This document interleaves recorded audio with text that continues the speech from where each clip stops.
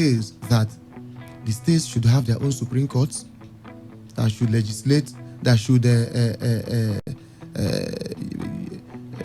they act as judicial powers. We full judicial powers to interpret laws made by the houses of assembly. Now, it also entails that states should have their own police. It also entails local government autonomy and so much other enablements that come with it. But we have had situations where somebody who is not the official spokesman of the president comes to say, this is what the government intends to do. And in a short while, the government comes to challenge you to show them where the president has said he was going to do this or do that.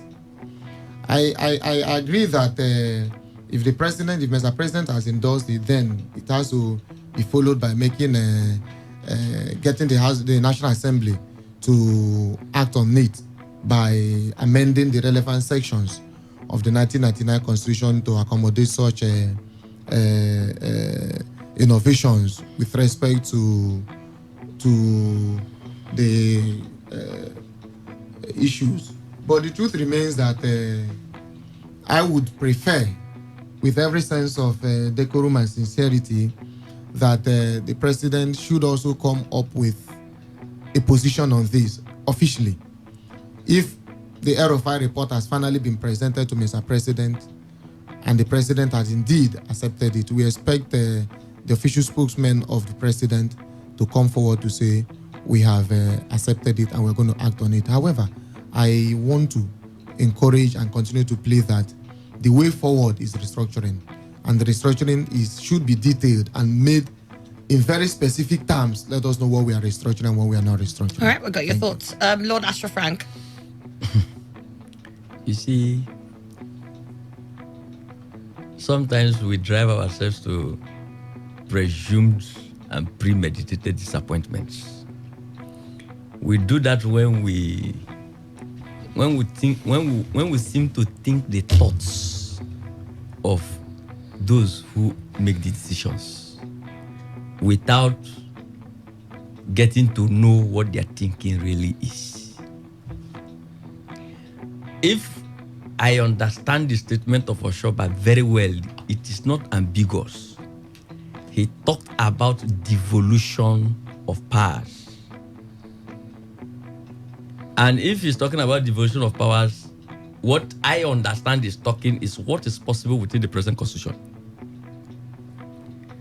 And if what he's talking about is what is possible within the present constitution, then we can understand to what extent that devolution of powers can go.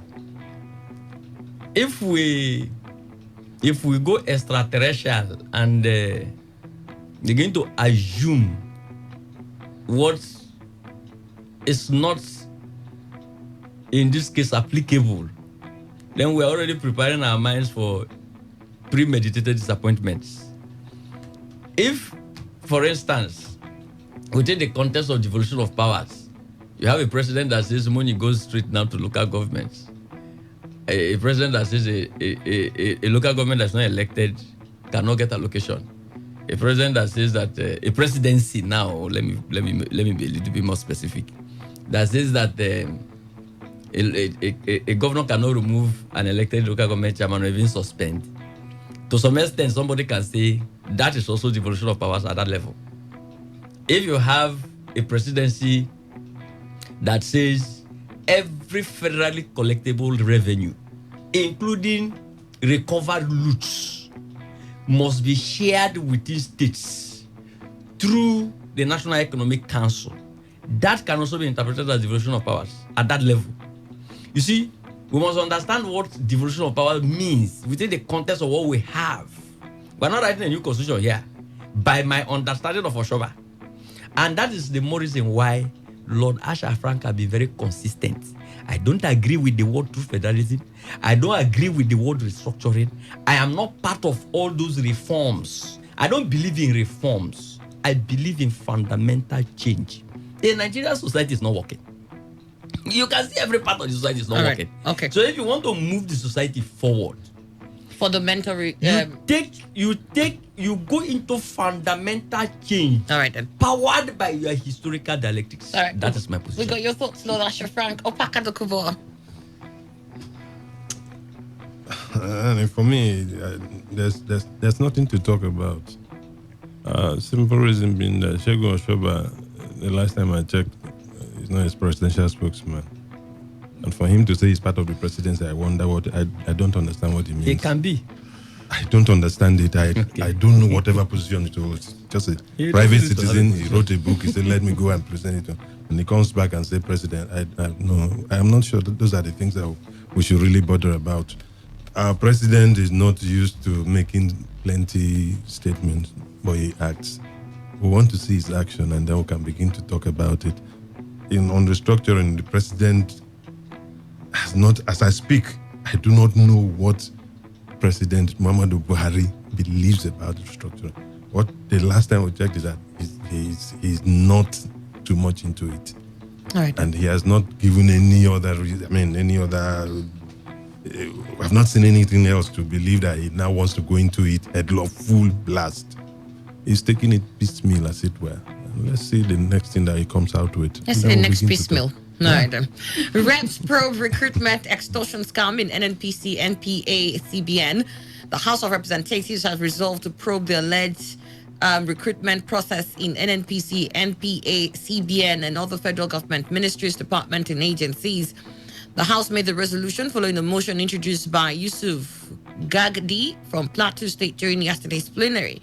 The lawmaker alleged that rather than following due process while recruiting members of staff, the MDAs often use the back door to employ those favored for various positions.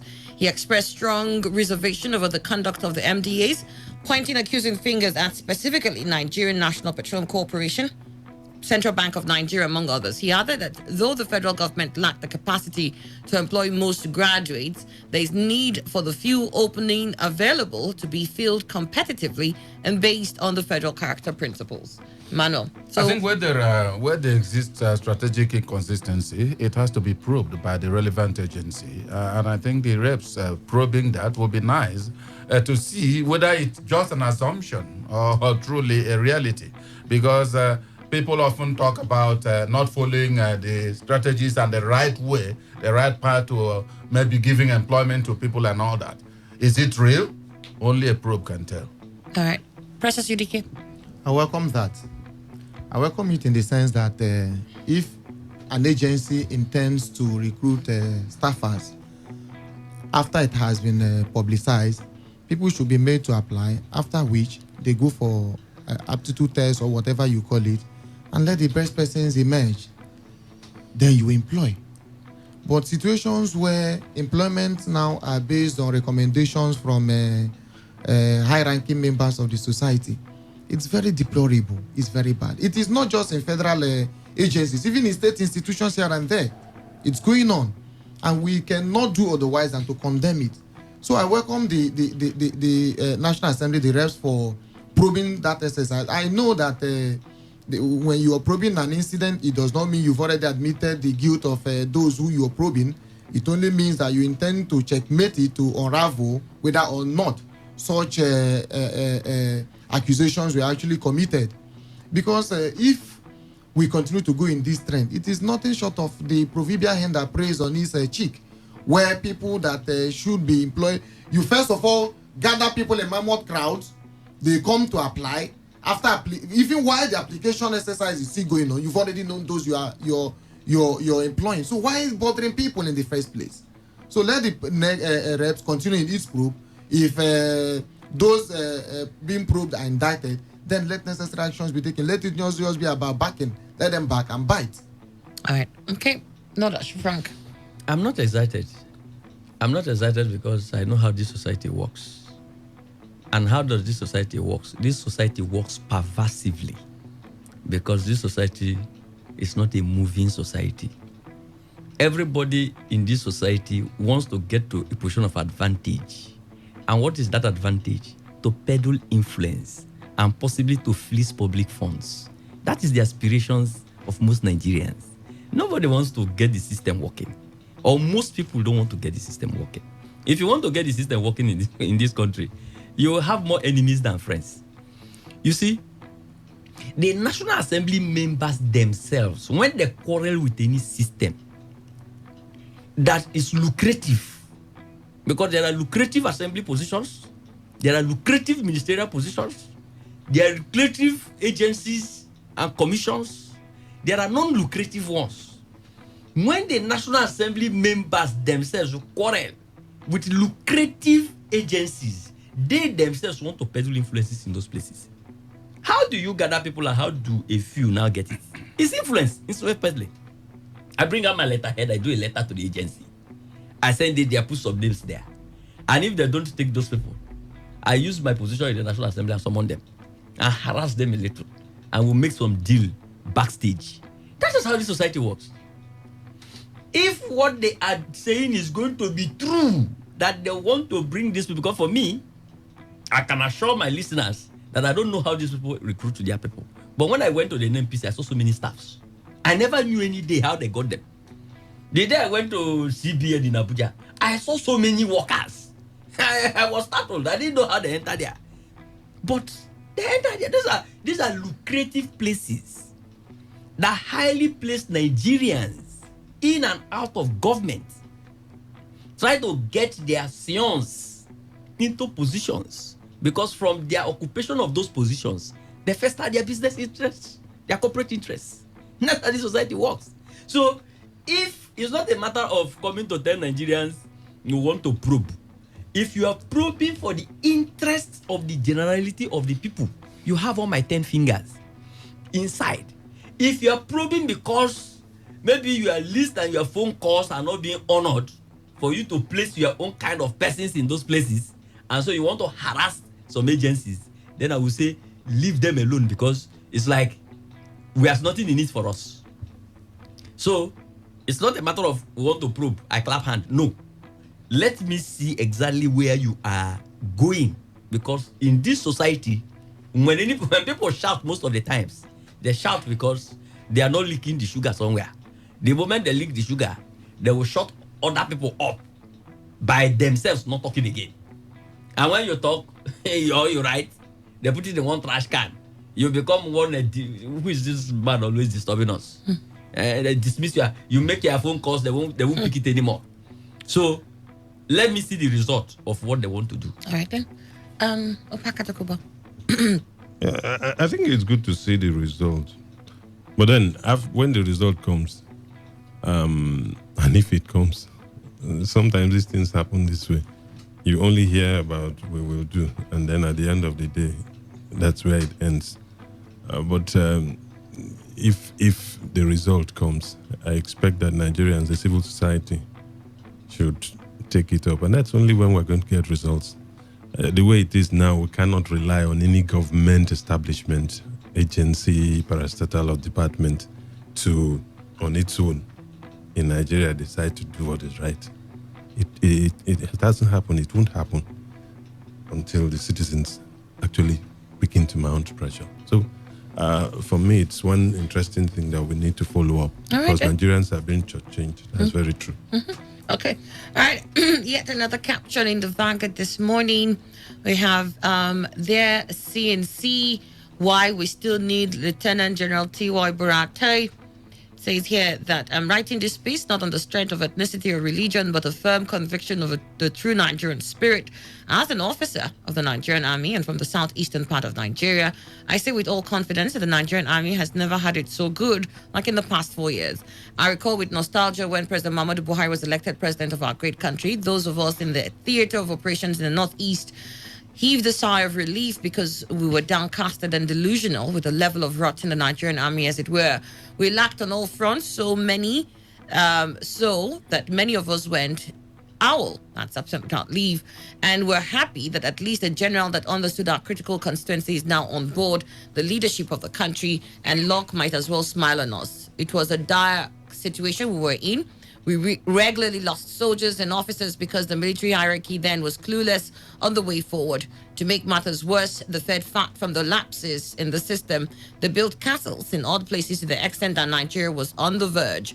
The professionalism in the military was sacrificed on the altar of material acquisition and at the expense of our collective interest as a country.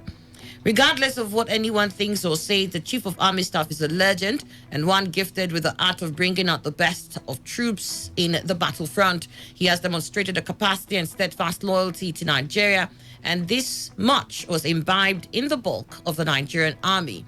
To think that upon resumption of office as Chief of Army Staff, he was able to make a tremendous impact on the morale of the troops is an indication of his worth and his commitment to leaving a positive effect on the operations of the Nigerian Army.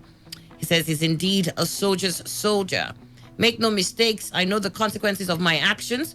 I am grounded with extant military rules on the implication of contributing to a discourse in public space, but the need to give an insider account of how well the Nigerian Army has fared under Lieutenant General T.Y. Burate is undebatable. I say this because as a captain in the Nigerian Army, I command a company and I interact closely with the soldiers. If this article is considered as praise singing, I wonder what will be said if the soldiers in the battlefront are allowed to air their appreciation and excitement. It will indeed be a medley of praises. Well, he went on and on. I just took excerpts in different places. Obviously, this is because of the promotion we saw yesterday. We said, when we read about it, Emmanuel we said in certain quarters, there are indications that this might be the person who will succeed Burate. And today, we saw this from a captain, apparently, who says, Dear CNC, Commander-in-Chief, why we still need Lieutenant General Burate. That means don't substitute him, don't change him. We need this man. He's done so much for us. Your thoughts here? Accolades upon accolades on Buratai. It's not anything anybody should stand in the way of that captain, because the captain merely gave his own opinion on who Buratai is. But on the ground, I know exactly, before now, the performance of the military in the Northeast, where the war is raging, wasn't as it is today. So on that ground, might say that it's 1 million miles away from their administration, could say that perhaps owing to the performance of Buratai, things are taking shape. But there are scores of others who will also tell you that Buratai is not performing, and that's why I said nobody should stand in the way of that captain. That's his opinion strictly. But I also believe that if the time of Buratai to end his service in the Nigerian military has come up, then he must go. Because no man is indispensable in this world, and there cannot be Buratai that is indispensable. If his time has reached, he has to leave, and then another person will substitute him. All right, okay, we got your thoughts there. Precious UDK. I would want to say that nobody in this life is inevitable. The society moves and will continue to move with or without anybody. And then it becomes worrisome if we feel that there are no other competent hands to man any office, save one person.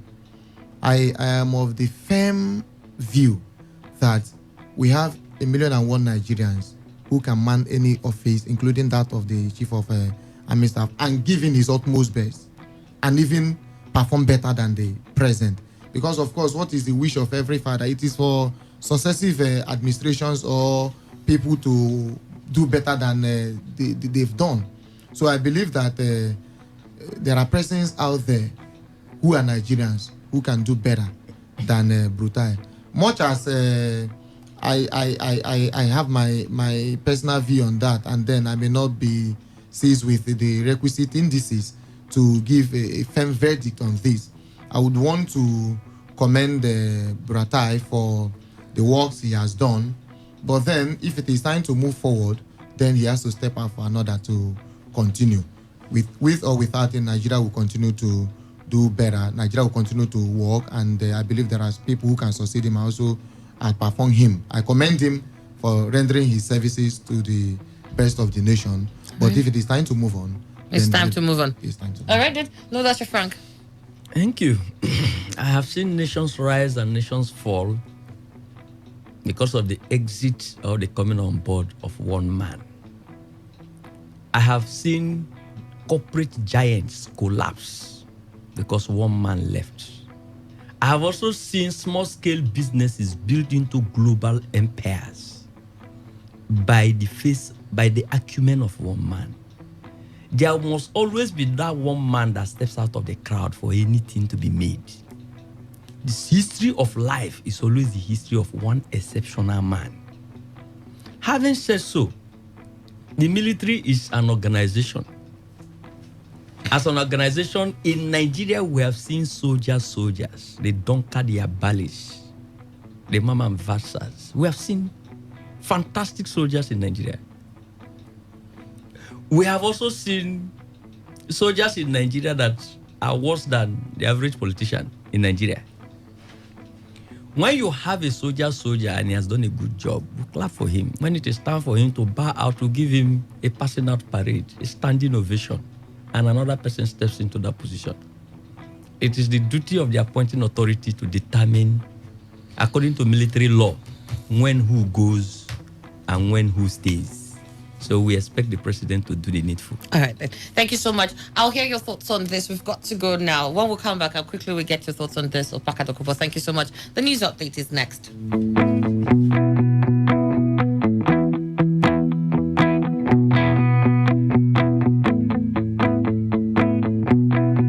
It's Today 95.1 FM, Port Harcourt, voice of the people.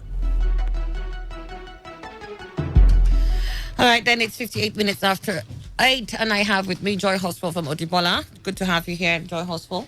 Good morning. Good morning. Yeah, good morning, Port Harcourt. And I'm here to give you the best of news you've ever heard this month, because Odibola is here again with a very big one, a big promo in Port Harcourt here. So if you're thinking of investment, think Odibola Properties. If you're thinking of real estate, think Odibola Properties. Why? Because we have kept our promises all through the years, on from one promo to another promo, and we've been able to even deliver in those people for those people that we promised the 250 blocks, and we've been able to produce about 32,000 for our beautiful clients. And now we are doing the invest and travel promo for our Quiet Heaven Phase 2 layout just by the international airport. Now, this property is a buy and build property, somewhere that you would love to be in. It's a serene environment. It's very lovely, a very lovely plan in that place where you have your neighborhood centers, your shopping malls, a very beautiful site. If you don't have a property in the new airport city, then you're losing out. You're really, really losing out. Just call Odibola Properties and we will attend to you. The thing is, we are having the Invest and Travel promo. What is this Invest and Travel promo about? Is that when you get a plot from our layout, Quiet Heaven Phase 2, for 1.5 million naira, you're not just getting that land, you're not just investing, but you're having a treat, an Arabian treat. When I say an Arabian treat, what do you have in your mind? Is Dubai. We are taking about 20 families to Dubai. So if you're able to get one or two plots, you'll be qualified for a raffle draw, which is so transparent. We invite all of you in the office where we'll do the raffle draw. And if you're a lucky winner, you have your all expenses paid trip to Dubai. My dear, you take this opportunity and do shopping. So, and the best thing is, if you're able to get 5 plots from this particular layout for 1.5 million naira, you'll be having your automatic ticket to Dubai. Everything paid for. When I say everything paid for, your flight ticket, return ticket, your UAE visa, you will get it from us. You will also get a daily breakfast, a 4 nights at the Studio M Arabian Plaza. When I call all these names, check them on Google, so that you understand how beautiful this trip is going to be. So you would have a 4 nights accommodation at Studio M Arabian Plaza, and you will also have your daily breakfast for you. You will also visit the IMG World of Adventure. That's a very beautiful place. It's an amusement area where you would find some beautiful, you will have some beautiful experience.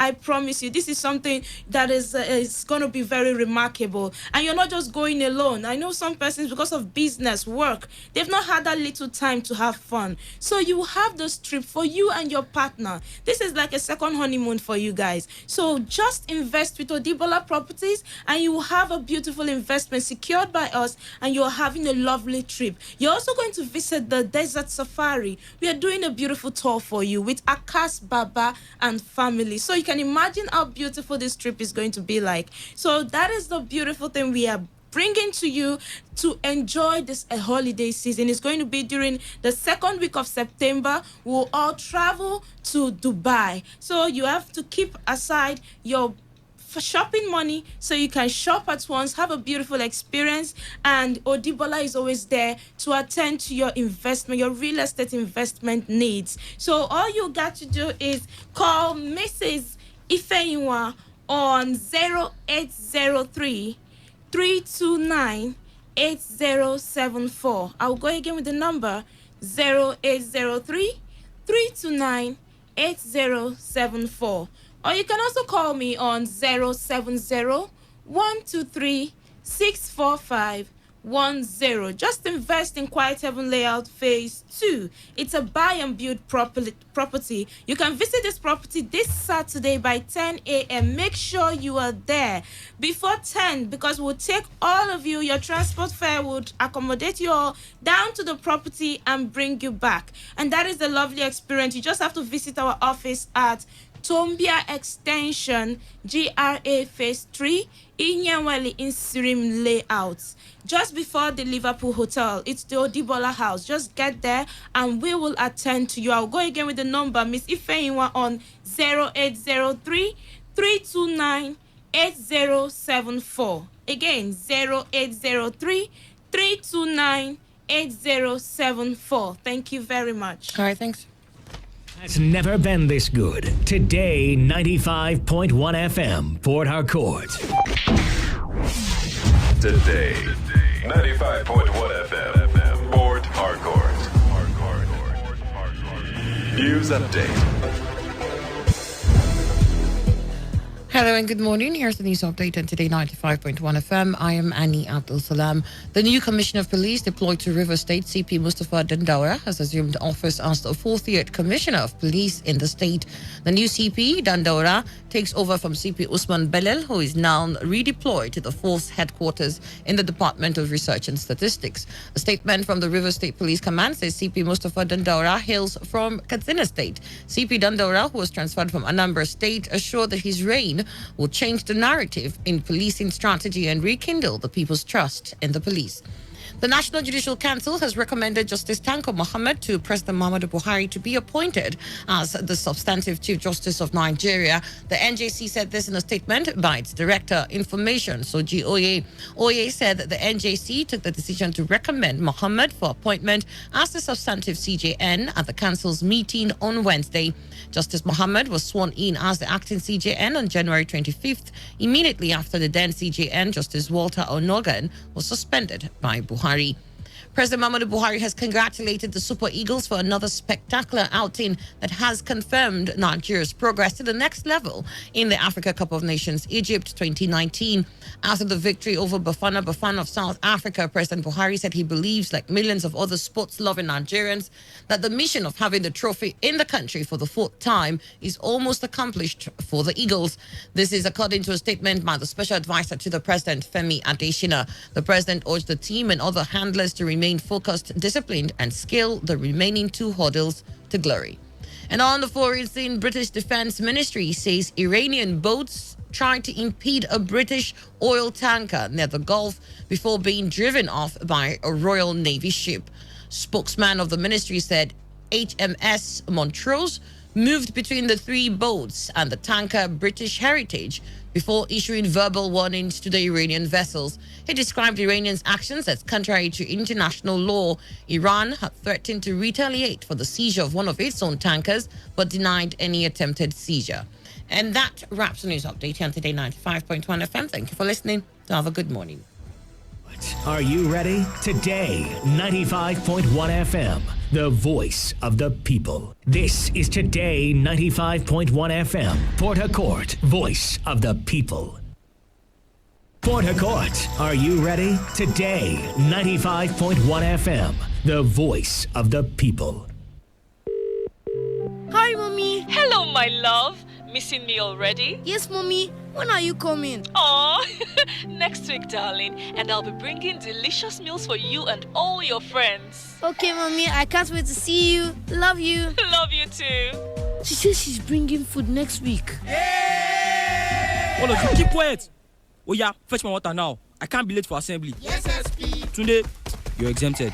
Good taste creates great memories. Relive the memory of delicious meals cooked with Mr. Chef's seasoning cubes. Available in multiple variants. Mr. Chef's seasoning cubes are available at your nearest market or superstore. Mr. Chef's seasoning cubes, creating delightful memories. Hello. Are you job ready in this digital dispensation? Are you equipped with the right tools to navigate through the evolving times? And IIT presents Digital Skills for Industry 4.0. You will be equipped with data analytics, machine learning with R and Python, Internet of Things IoT, artificial intelligence, big data, business intelligence, DevOps blockchain, digging next MMS, and digital marketing. Please note, scholarship is available. Test date is Saturday, 13th July 2019. What are you waiting for? Run to number 1 Cardinal Street, The Line, Port Harcourt, and book your space. Or call 0817 389 0176 or 0806 962 5113 or visit www.niit.com/Nigeria to apply for the scholarship. Radio has never been this good. Today, 95.1 FM, Port Harcourt.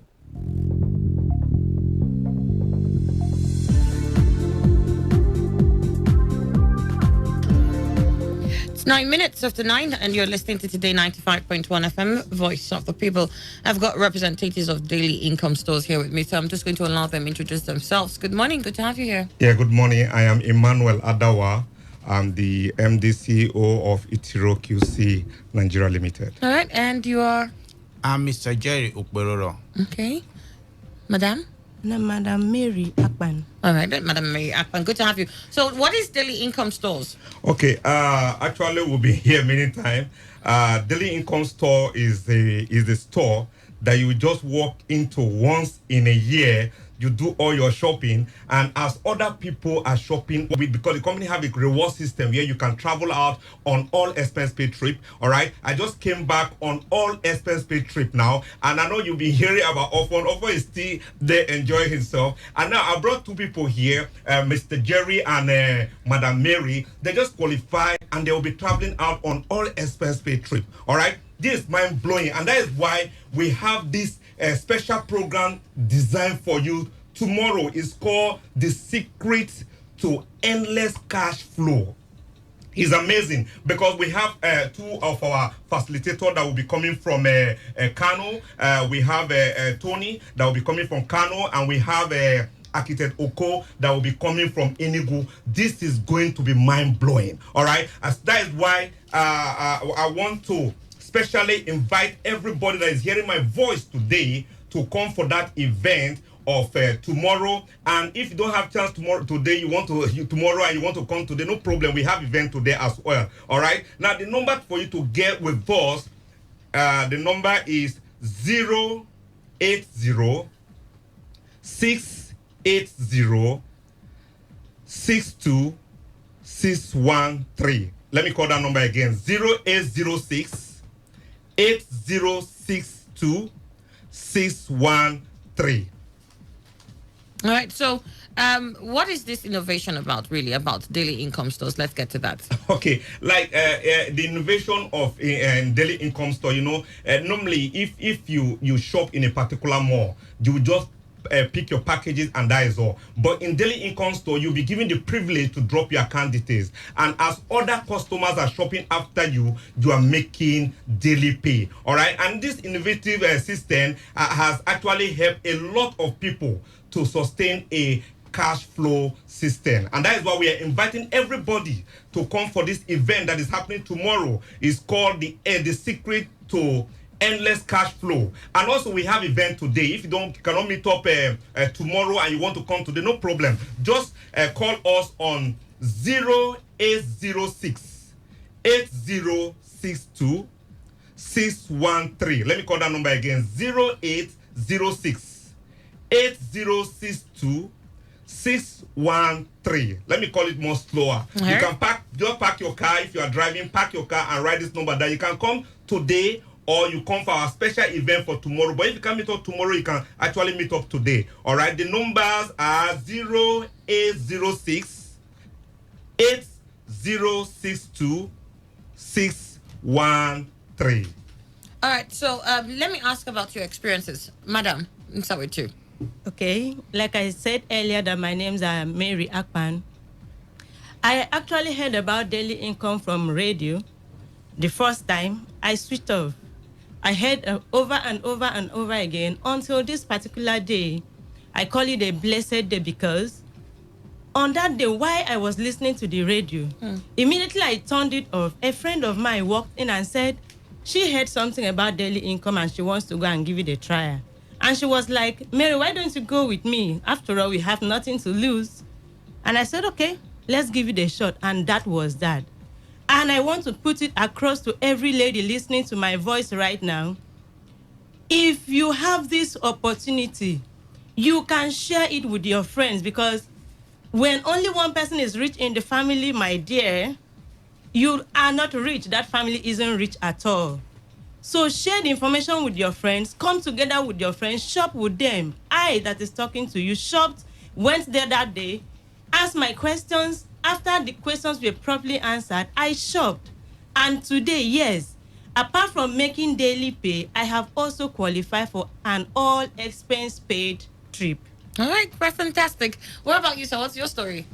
Like I said before, my name is Ukberoro Jerry. I lecture in Polytechnic. And every now and then, like, this information is just meant for me. I will just get daily income store, come shop once in a year, and you can't ask, oh God, these 419 people. Every now and then, why would you just shop and they'll be paying you? But because it becomes so incessant, I said, okay, let me just give it a try. If these people could be coming on radio every day, that means they have There's money. something, yes. Yeah, so I started to give a shot. When I went there, I was like, okay, this business, I'm sure it will fail. So I was prepared to ask a lot of questions, which I asked, and I was answered, and the answers were satisfactory. Meanwhile, while they were even telling me about it, I was looking for ways to make sure that this business fails. But I was seeing reasons why it will work. And I did not just key into the business. I dived into it. It's funny, right? So, because when I did the first shopping, I went home after about 3-4 days. I got an alert. I said, these people are lying. As other people shopping after you. I said, these people are lying. I went and I cashed the money. And it was real. Did you count the money? I counted and I dived into the business big time. And sincerely, I have invited many of my students to join me in this business. And they're also making money. So anybody hearing about it, sincerely, this is real. All right, this then. is mind-blowing. So who do you want to be part of your training that you say is coming up on July 12th? That's tomorrow? Yeah, July 12th, everybody, even today's on. If you can meet up tomorrow, maybe you have a schedule already for tomorrow and you are free today, you can meet up today as well. Everybody, doctor, lawyers. I mean, I have a lawyer that called me from Abuja yesterday, and he was like telling me, Emmanuel, you don't understand what is happening. My wife, my relative, everybody, they are part of the system now. And I was like, wow. All right. So if you want to be part of this great event that is coming tomorrow, or you don't have chance tomorrow and you want to come today, the secret to endless cash flow.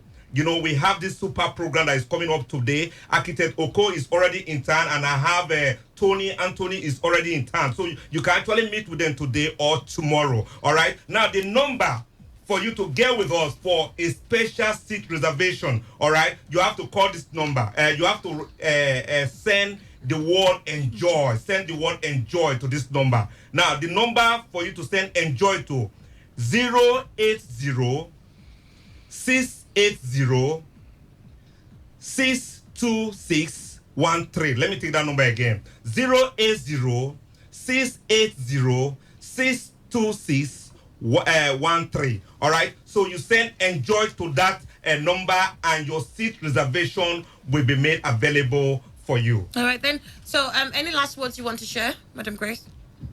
I want every lady.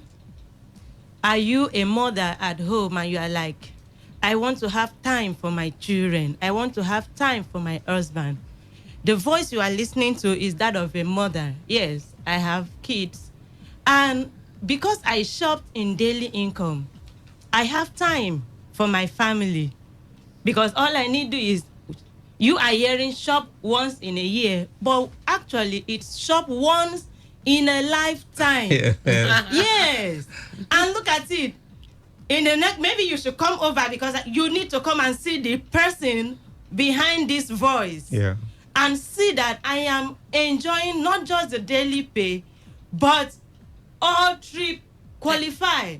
Are you looking for ways to travel out? Have you tried going to embassy and you can't qualify? Look, with daily income, all we need is your international passport and the rest is on us. All right, then, thank you very much. Your last words here too. I want to be very brief here. My father used to tell me that rats will have two O's. One that you will go in with, and when the road gets blocked, he dive out from another one. I still lecture, and I'm making money from another source. That is very beautiful. Sincerely, it does not stop you from doing any other job you're doing.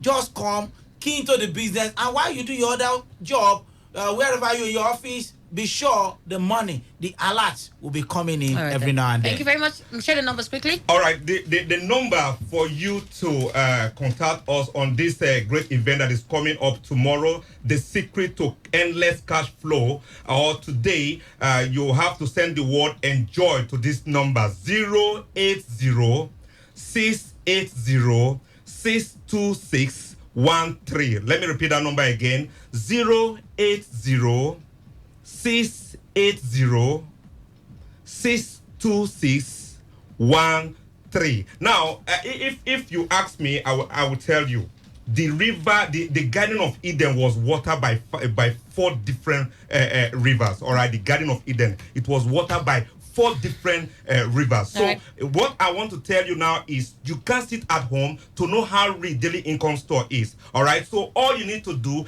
is to come to the event tomorrow, or if you don't have chance tomorrow, you can come today and let's tell you how daily income store. Thank you so much for coming on the much. show. All right, this is where we wrap it up. Stay with us.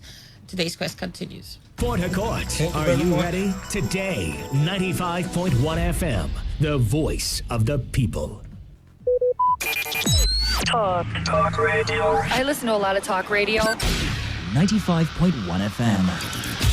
Radio has never been this good. Today, 95.1 FM, Port Harcourt. The voice. You don't wake up one day and say, okay, this policy is working, and then you expect it to crash the market in the next. There's a cassava variety that takes 7 months. Do they know it or they don't? What's the name again? Because you can see they are involved. They are involved, true. So how can you solve it?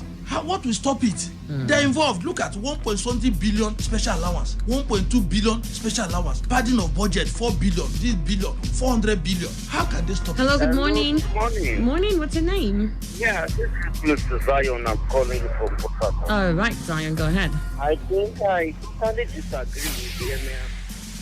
Today's quests with Annie.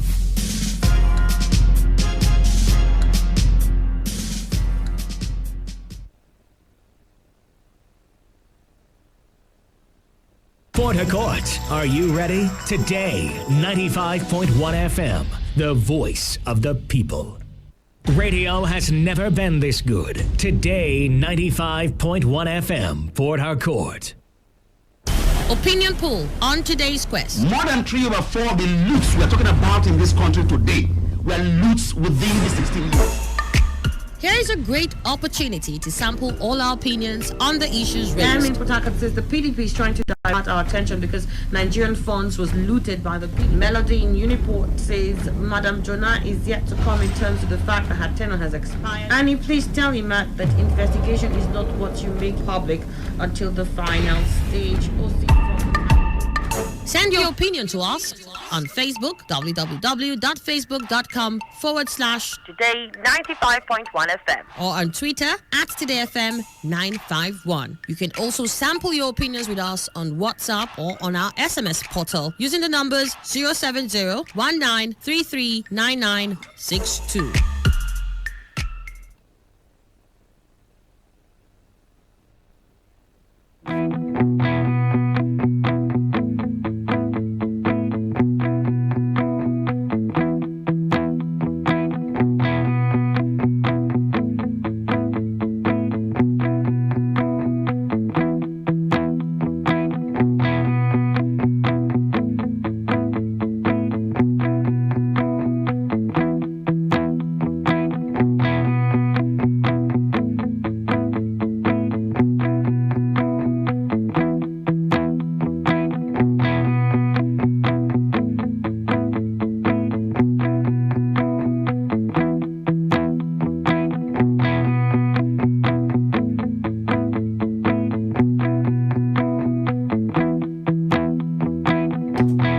23 minutes after 9, and you're listening to Today 95.1 FM. Good to have you all back on board as we progress to Opinion Poll segment. For Opinion Poll, we're looking at one caption here in the Vanguard, which had a caption that says, what government must do in restoring teaching of history. This is from stakeholders. But before we move on to that proper, I did say I was going to get Opaka Dokubo's thoughts on their CNC, why you must, or why we need, or why we still need Lieutenant General T.Y. Burate. That was from a captain. We'd like to get your thoughts on that, Mr. Opaka Dokubo, before we move on. I honestly think that if anybody is enjoying this, and if he's allowed, the way it is now, he's been allowed to air this sentiment, even take it out to the public, then I should want to think that I do not know if what he has expressed had been the other way, if anybody would have stomached it. Now, if it is not, then I think that if it had been negative, if it is not going to be condoned, then I think that he shouldn't have done this as well. There should be just one rule. If officers within that commission are not allowed to come out to express themselves, then it should be across board. You don't allow it when it is okay, when it is in your own interest, it's in your own favor, and then probably shut out others who probably would have differing opinions. I'm very certain if this had been against or negative about Burate, I'm not sure we'll still be talking about this officer now. He probably would be cooling his feet somewhere. So for me, I'm not after whether Burate has done well or done badly, but the fact that if this could not have been condoned, if it was a criticism, then shouldn't also allow this, what do I call this one now? I don't know. Whatever anybody wants to call it. But what do you want to call it? For me, it's sycophancy. All right. Okay. Well, it shouldn't be allowed. The captain has gone on to say, the CNC, why we still need Lieutenant General T.Y. Burate. That's in the Vanguard. But for Opinion Poll this morning, what government must do in restoring teaching of history, says that it's the stakeholders here who are making that statement after decades of proscribing the teaching of history as a subject in schools. The federal government is set to commence the teaching in September. Historians have, however, said that considering the decade's history has been removed from our curriculum, its effects would have resulted into a death of history teachers. The federal government in June had promised to return the study of history to secondary schools' curriculum while ensuring that all primary school teachers will be retrained to deliver digital literacy. It will be recalled in June that during the launch of Education for Justice program organized by the United Nations Office for Drugs and Crimes in Abuja, the Permanent Secretary, Federal Ministry of Education, Sonny Echono, disclosed that government will return the study of history into secondary school curriculum. Stakeholders, especially historians who spoke with the Vanguard, are saying there is definite death of history teachers resulting from years of removal from our curriculum. Reacting to the development, a professor of history and former vice chancellor, Caleb University, Professor Ayodeji Olukojo, said since education is on the concurrent list, inter and intra-tier collaboration is required in returning history to our curriculum.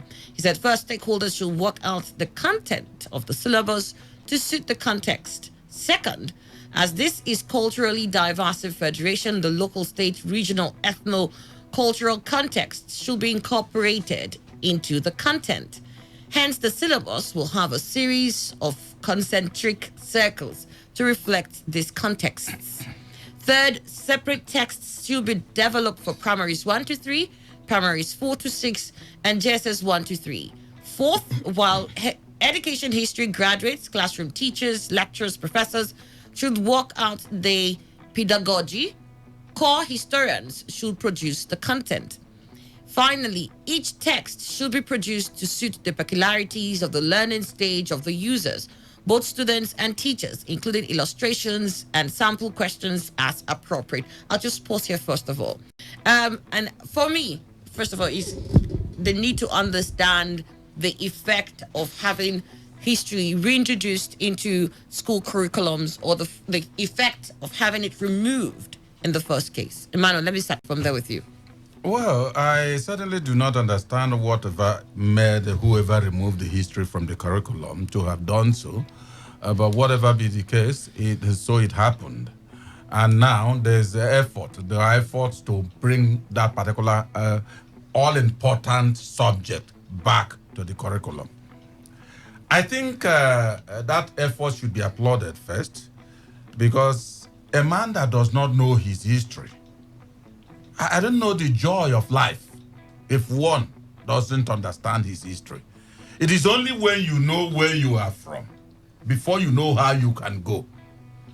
But whoever was handling the leadership of this country that authorized such a removal, I don't know. But of course, he's also gone into the history book himself as somebody who is anti-history. But now, I think effort of this government, I always stand amazed to all these efforts, because we've seen severally. I particularly have observed that a lot of promises of restoration have been made, and yet we are still keeping our mouth agape, watching to see such realization of restoration. They are yet to come. Now, if this one will just, with the speed of light, come back as promised, that will be very much amplifying. But if it is brought back, okay, you said we are not going into all the other ones to end at this. I think it will be a nice one. I commend such. All right, okay. Precious UDK. First, I would want to query what informed the removal of history in the first place. I believe that policies are not just introduced.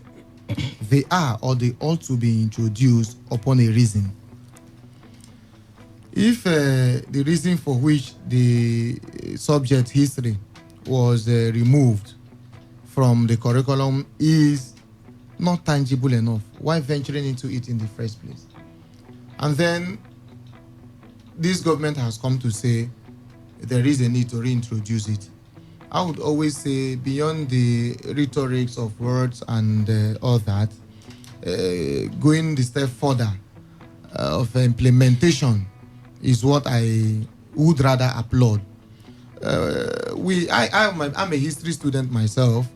It was in the history that we learned, in history classes, that we learned a lot about the Mungo Parks, about the Landa brothers, and all that and all that. History is a mirror upon which a society measures its growth and even failure. It is the yardstick that bridges the gap between the yesteryears and the present. So I do not know, because for me, what I fought most is not people's actions in most instances. It is the reason that informs that action that I fought. I have not been able to place my hands anywhere to know the reason why history was first removed. And then this government has come in its wisdom to reintroduce it. I welcome that development, and I would want it to be implemented as quickly as the government can. All right, okay. Lord Asher Frank. You see, there is no subject that brainwashes the people like history. And so when we talk history, we must be very careful, because there are so many things that is taken as history, but it's pure political brainwash. It's not history. Even all the holy books, all of them start with the genealogy and the history of the leader. They derive a source from which the leader gains authority before he now teaches the people who now follows his teachings. All religions, that's the pattern. So, a people without a history, I don't understand how they even have a present. They will be like what King David wrote in Psalms. Even who the wind toss away, that the chaffs that the wind tosses away. You just keep living a life of experimentation. Today you experiment this, tomorrow you experiment that. Years are going. Children are becoming adults. You are wasting precious productive time. And society is moving. They are not waiting for you. So, there has been a graduated mutilation of Nigerian history. Very graduated, very prudent. It was a prudent job where Nigerian history was being mutilated gradually over time. The histories that I learned immediately after the war in the early 70s was not the histories I saw people being taught in the early 80s. They are not the same histories I saw people being taught in the early 90s. You see, it was like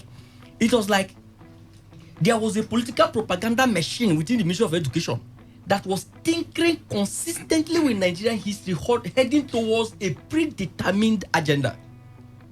And if that be the case, it is only appropriate for government, if that is what informed their decision, to stop the degeneration. Because the Nigerian history has gradually deteriorated from history to political brainwashism. And that is not history. History is a chronicle of past events based on facts. There must be facts and evidence. That is why overseas, they go digging archaeological remains. Okay, so first, wait, hold on. I just want to get your reaction to the fact that it was removed and it's going to be reintroduced before we move on to other issues. Sure. If it was removed, and deriving the fact that if this is the reason why it was removed, it's okay by me. And if you are reintroducing it, I should expect that this malaise that a lot of us have observed would have been taken care of before reintroducing. So that when you teach the removal of history, did it cause us any damage? Yes and no.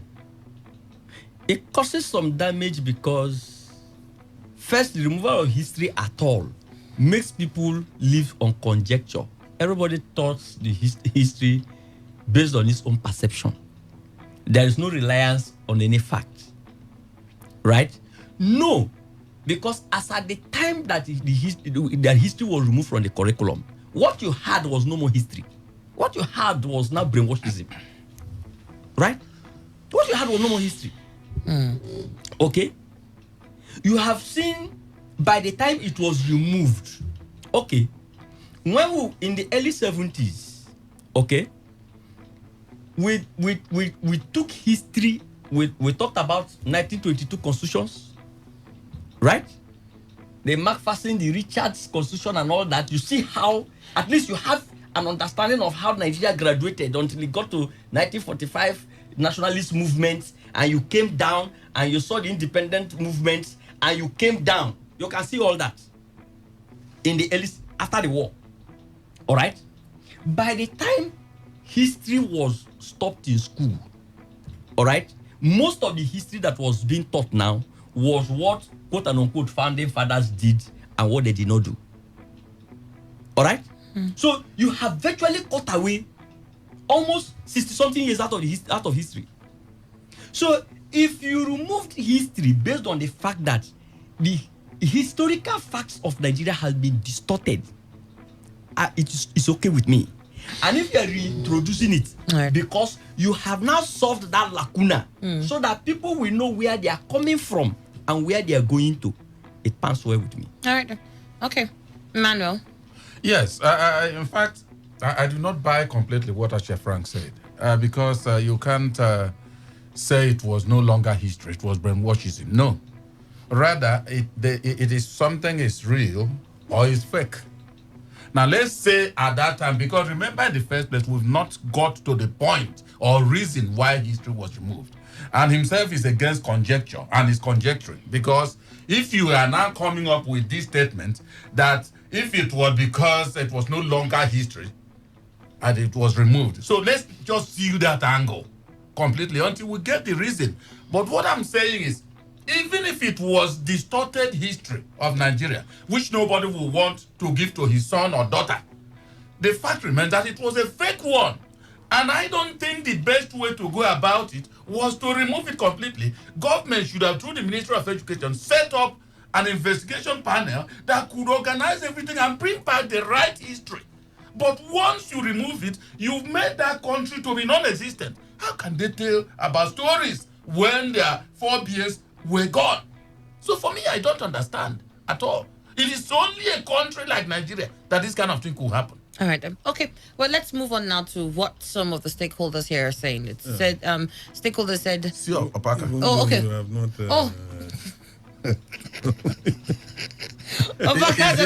Don't worry. Let me fix this history. Let me come to you. Go ahead. See, I think for history, yes, everybody should know where we are coming from. It will help you, guide you. But for a country like Nigeria, it's true. I'm also wondering, why was it removed in the first place? We need to get to that. I think that question needs to be answered first. Then we'll know whether it's desirable that we get it back. Because if we do not know why it was removed, and all of a sudden just bring it, I'm not sure. And then you ask the question, when it wasn't there, did we really lose anything? What did we lose? That history was not studied. It was not taught in schools. There's scarcely any subject matter that does not teach the rudiments, the history of that subject.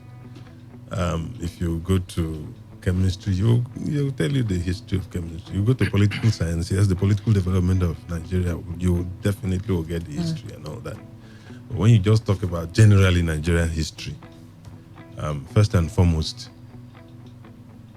we'll now begin to ask ourselves, who really are we? Because in that history, certain persons have been said to have done certain things. And those people who, as it were, lay claim to the ownership of those people, don't just leave it there. At the end of the day, they bring it to the national stage and make it look like, oh, we did this and therefore we should be doing this now, should be occupying this now, and it brings a lot of problems. So history, I think, largely depends on who is telling it, who is telling the history.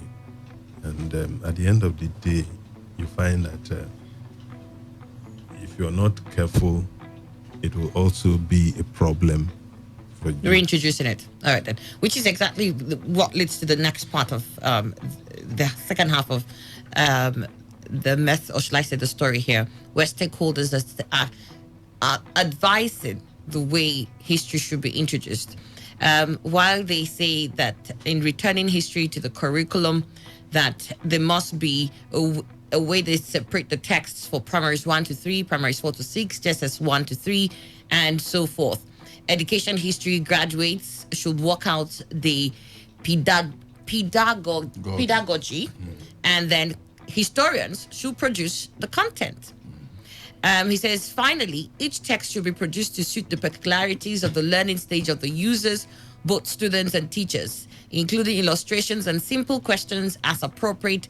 At the risk of self-promotion, it is on record that a group led by me was commissioned to produce the appropriate history textbooks following the foregoing parameters for the Lagos State government in 2015, but the process was never consummated.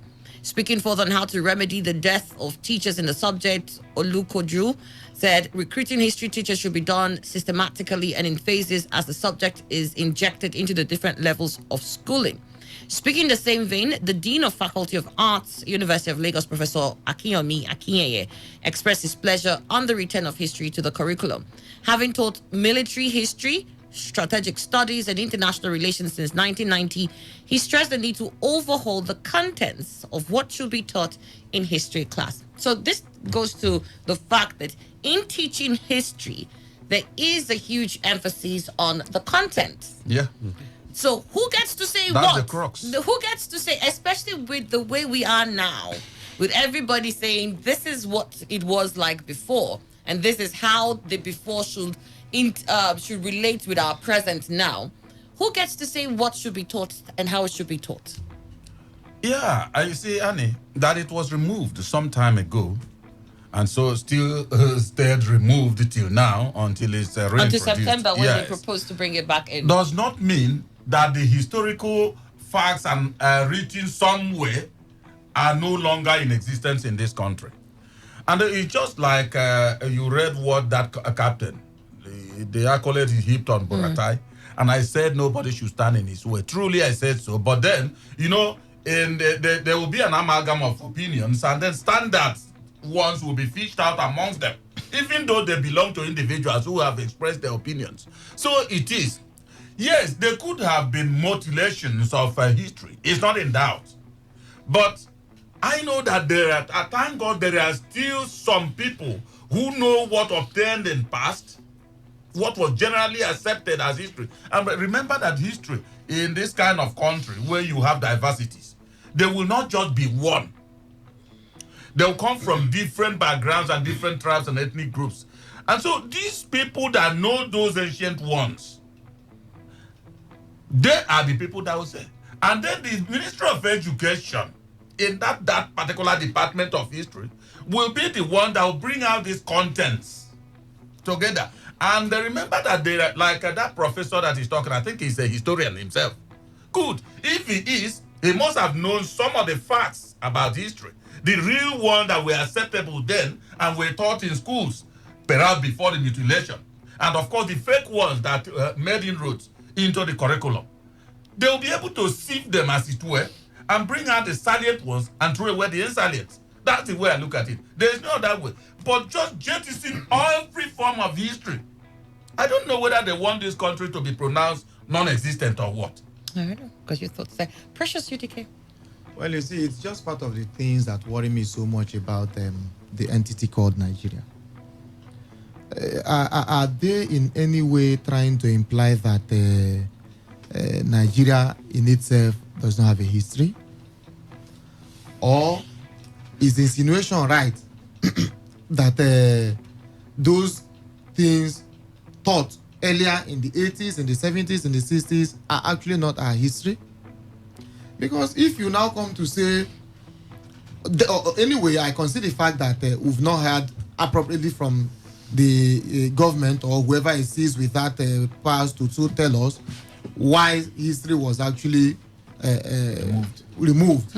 Because they have not come to say the history was mutilated. No. So they having not known appropriately the reason for the removal, it becomes worrisome to venture a commentary or a viewpoint in this regard, because their history has been taught from the day education kicked off in Nigeria till the date the subject was suspended. If we say there are mutilations, at what stage and what items were mutilated? If we do not get exactly that, then it is as simple as saying, go back and continue teaching the call, marry it with the happenstance of the present day, and continue the teaching. So it becomes very, very, very troublesome for me to, like I said earlier, offer a viewpoint on it, because I do not know appropriately why it was removed. If you say it was mutilated, good and fine. So it was, let's assume it was mutilated and that's why it was removed. How do we fix it now if we're introducing it? Good. It is as simple as getting what contents were removed and what contents were added. And then sieve it out. I don't know what the Minister of Education is actually doing, because if, assuming like you said, but not considering that indeed there were mutilations, it is as simple as saying this particular topic that was added should not have been added, or this particular topic that was added should be taught this way. A situation where we are now getting people lined up to say you do from JSS1 to JSC, you do. That means we are condemning in its entirety what had been taught ab initio. Right. And it is bad. Okay. No, I don't see it that way. You see, they mentioned that the pedagogy must be set by either the Ministry of Education or whatever. And that historians will set the content. Thank you. The system of teaching it is what they are talking about. Good. And now the historians themselves, the core ones, like that professor, should set the content, because these are the people that should already from infancy had gone to school to major on that particular subject. They know, of course, the nitty-gritty of history. And like we are saying, when you even agree that perhaps it was mutilated, now you are saying this subject that was added, it needs excellent proof that yes, it is a mutilated part of it. Because it could be colored by ethnic sentiments and all that, to say that this one was not the real part of a history. And it is only these experts that will be able to set it the standard and say, no, this one is an addition, an unwanted addition, and so should be removed. It hasn't been part of our history before. Okay, all right, we got your thoughts there. Let me come to Lord Asher Frank. You see, history is a very complex discourse. It's complex because it's not just academic. When history becomes academic, it becomes brainwash. History is based on facts, verifiable facts. You say there was a castle that reigned sometime in Borono. Archaeologists will go there and find facts. When they get facts from the archaeological remains, they can now put something to paper. Now, to make matters simple, when history was adored in Nigeria, there was one fundamental authority that was taught in secondary schools. F.K. Bua. Those who know history very well. Yeah, I used this. It is a fundamental authority in history. Yes, it didn't capture certain part of history, but it did fantastic job. And F.K. Bua was already very graduated. You have the book 1, the book 2, and it goes up like that. So, I would advise the Federal Ministry of Education to exhume F.K. Bua, because I know the politics of the Education Ministry. The moment government says it wants to introduce a course, that is when professors and doctors want to sell books. That's one of the politics of the Ministry of Education. You will see all kind of stories that will be told, and everybody will want the book that bear his name to be recommended, to be taught, so they can make money. So, if serious issues are going to be dealt with here, and if even the past that F.K. Bua did not cover, they want to cover it, then I would have said very simply that the relationship between the Nigerian state and the British Council should be involved in the development of the content using F.K. Bua as a working material. If they do that, I think we'll get something very close to what we should be able to teach our children. All right. Okay.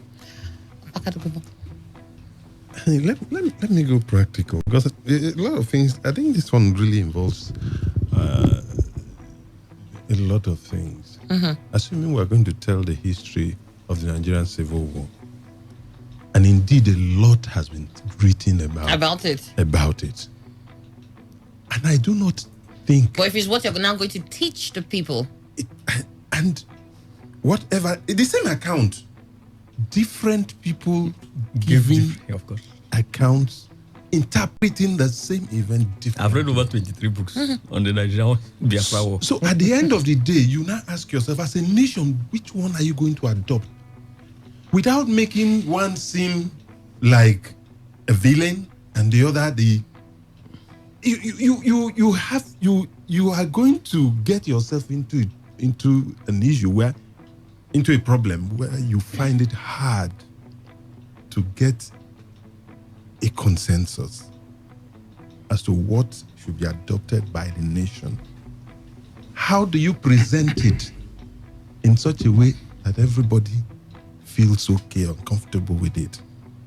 And if you're not able to do that, then you just ask yourself, well, the best thing is to drop the subject, so that let the individuals tell their stories. You will tell yours, because nobody is going to write the kind of history that will see himself or themselves as the villains. Even if you lost, you want to say that probably you were oppressed. It's a matter of using words, and you make it look like you're the victim. And when the other one, who's the one probably who got the victory, will praise himself to high heavens. When children come and begin to read this, what's going to be their feeling? Oh, you did this to my forebears. We are here now. It is no longer going to be the same. You create a lot of, I mean, if you're not careful, you are going to raise a lot of issues that you may never be able to resolve. So you want to look for a middle ground where everybody would say, well, these things happened. How did they happen? So for me, it's really, really important that these things are taken into consideration if really history is going to be. Because when we talk about history, I'm sure, we're talking about Nigerian history, how are you going to talk about You Nigerian can't talk about it without the civil war. Without the civil war. And so whose account will you adopt? Which account will you adopt? As far as the civil war is concerned, let me come in a bit. If I am involved in that project, I will use Frederick Forsyth as the greatest authority. And I have my reason. My reason is that Frederick Forsyth is a world-class celebrated author. Is one of the best sellers. But what is history if it's not told by Nigeria? Hold on. I'm coming. How do you tell your history as told by another, and your history is not told by Nigerians? I'm coming now. Frederick Forsyth during the war was brought into Nigeria. He reported the war for the BBC and quite a number of international media organizations from the ground here in Nigeria, not from outside. He was here for about 3 years, reporting the war and shuttling between Nigeria, Ghana, and Britain. So you see why I would look at somebody like Frederick Forsyth as the best authority is because I feel he will deliver the message dispassionately from his own perspective. Instead of somebody who will come and say, I was a soldier in the Nigerian army, I fought in the Ogoja front, and what I saw in the Ogoja front represented the war, which of course he did not. Or somebody will say, I'm a Biafran army, I was in the Benin front. And Frederick Forsyth, what makes you think he didn't rely?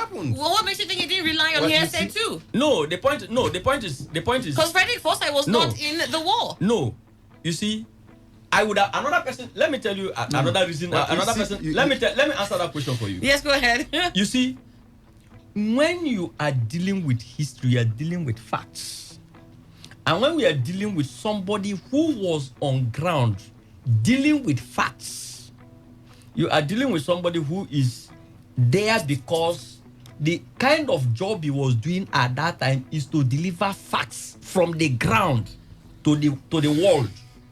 The kind of information you will get from that source is completely different. Absolutely. There are here as a media house, people will call in here now and give information about certain things, which you know you have better. So wait, the Frederick Forsyth book that you're talking about, the one that you think should be adopted, the one he wrote. No, I didn't say book should be adopted. Which one? You say his account. I didn't say book should be adopted. Are you saying his account? But you say his account should be adopted. His account Good. of the So war I'm can be asking taken you, as the book he wrote on the Biafra War. He didn't write any book on the Biafra war. He did. No, he wrote a book about Ojukwu, not on the Biafra war. He wrote a book about the Civil War, the Biafran War. He I said, didn't read that well, one. you didn't, and I'm telling you. I read the book he wrote about. Okay, good. He did write about the Biafran War, and he says, as told by the Biafran people. Well, so, is that the one you wanted? Is that the one that you expect will be adopted? No, you're going to have people who say, but you're reporting this story from this view. No, but I have already answered you. I say I am not using the word adoption. That's what I'm saying. If you're saying his account should be taken, yes, I don't know the difference between if I take your account and I adopt your book. You can take facts. You won't adopt. You ask an yes, you ask an 89-year-old man who was on ground in he's about 89 But is that not what you do if you're doing if you want to finish, I will come in. And you say the Nigerian state wants to do this, and we want a dispassionate account from your perspective of what happened, what you saw during that Let me just period. quickly say this. I would give think you that a compendium. I would think in accumulating or in gathering the essence of a people through her history is not taking one person's story or account, completely. It's taking that person's account, taking your account, and seeing where the similarities align. We are and saying perhaps, the same thing. No, we're not, because you had No, said, you are not. if left for you, you say take Frederick Forsyth. No, as a working material. The same way I said of FK Bua. I say use FK Bua as a working material. You have a foundation. This is my foundation. Then you As a build on matter that of foundation. fact, FK Bua cannot be adopted alone. There are I don't think anybody's account can be taken alone. Nobody's account Let can me be even say taken. that. Then you can't even teach like me history. How many which person account do you use? I will write my own account. My boss write your own account. Sister Professor Mara Polinebo said in her book, Philosopher and Philosophizing, that whatever is How can everybody tell history? is It's not received possible. according to the mode of the receiver. If you pour water into the shape of the dessert plate, it takes the shape of the dessert plate. Pour it into a bottle, the water takes the shape of the That bottle. is not history. What I'm trying to say is, we are talking about history where the government will regulate it to be taught on a younger generation. And you must know that there is no how. The sacrosanct responsibility of a government is to maintain the corporate existence of the state. And whatever we are going to do, definitely it will be censored. No, certainly. It must certainly be censored to represent the true interest of the unity of the nation. So it is not about taking the hard facts. There is nowhere in the world where government represents hard facts. There are times you see 32 soldiers died, they will tell you 2 soldiers. That is not history. That is propaganda. That is the history that could be taught on the younger generation, because No, it that's is the not history that will history. protect the corporate entity of Nigeria. Of course, the That's government not is history. regulating it. You don't expect the government to come and tell you that Biafra was right, so that they will encourage the younger generation to fight for succession tomorrow. That's You see, not. All right, let me History hear does not tell you Emmanuel. whether Let me it's right quickly or hear not. It gives Emmanuel. you facts. Let me hear How can Emmanuel. history tell you whether it's right or wrong? That is not history. Now that's If propaganda. the facts were to They say say that there was justification in what the Biafran soldiers did at that time, it simply will mean that there was reason that happened. And I think that's what you're trying to say. Precious. That's not history now. No, in relating the story, if you relate the story to show that indeed this thing was justified, then that means the younger generation will say, oh, okay, it was No, justified that's then. not that's not what I want. Anyways, hold on, that's not what we're going to That's not what I Emmanuel. want. You see, if you bring in a Frederick Forsyth, like Asha Frank mentioned, it could form part of the raw materials. That's what I'm saying. A foundation. Yes, part of the raw materials. The reason is simple. Not only Frederick Forsyth, though, there are French authors and a lot of foreign There's so authors many. on that. And you know why their own should be What about the considered? Nigerians who No, wrote I'm about coming, it? I'm We are going coming, to Annie. French authors, we are going to French. I'm What coming. about Nigerians? So who Inca wrote wrote a lot about about it? it, but he was writing it from prison. He was not outside. Wait, so you wait. can't bank on that. You He was see, in prison. Why it is necessary to do that? Yes. Because there is absolutely no single individual Exactly. that his book can make the standard. No, whether indigenous or foreign. Exactly. The truth is that Frederick Forsyth and his foreign friends and of course authors will be writing without interest. They are not interested parties in Nigeria. That is Now, the fundamental Nigerians will write, a lot of them will color their own. And like Precious said, it's very, very Let me just quickly give you an insight into something. Okay. I'm reading a book about an American author on the Gulf Wars. And we might want to think, oh, he's dispassionate. He has no interest per se Good. in the Gulf Wars. American But- soldier. Yes, not American soldier, an American author. Author. But you could see some bias Yeah. in what he was relating Thank as you. to who the people were and to certain actions they took. He's an American author now. Excuse me. No. He's an American author talking Annie, about that. Annie, It's just the same way you think that you have people who have America links to our fought in the war colonial now. masters. Let me handle that. Who have links to our colonial masters, and then they want to interpret how we took certain actions, and you think because they're foreigners, they will not be No, biased Annie, in any I form. understand what you They are have not said. So, interpreting your actions. wait. I understand what you said so far. Who is See, interpreting you your see actions? the Frederick Forsyth What book. is that book doing if not interpreting your action? It's not interpreting. What is he doing? You are reporting events as If you I'm- saw if- it. I came in. That's what I'm Somebody saying. came If here. you're reporting as you saw it, what makes you think you're seeing is It's not not biased? an interpretation. It is an History does not interpretation. interpret.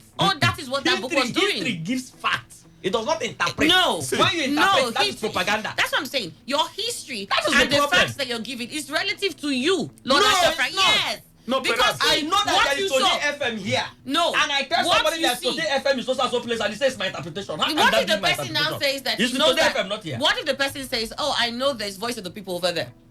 I you know say what? 95.1 is over there. He doesn't know it as Today FM. He knows that 95.1. How can you not to the FM and you don't know it's 95?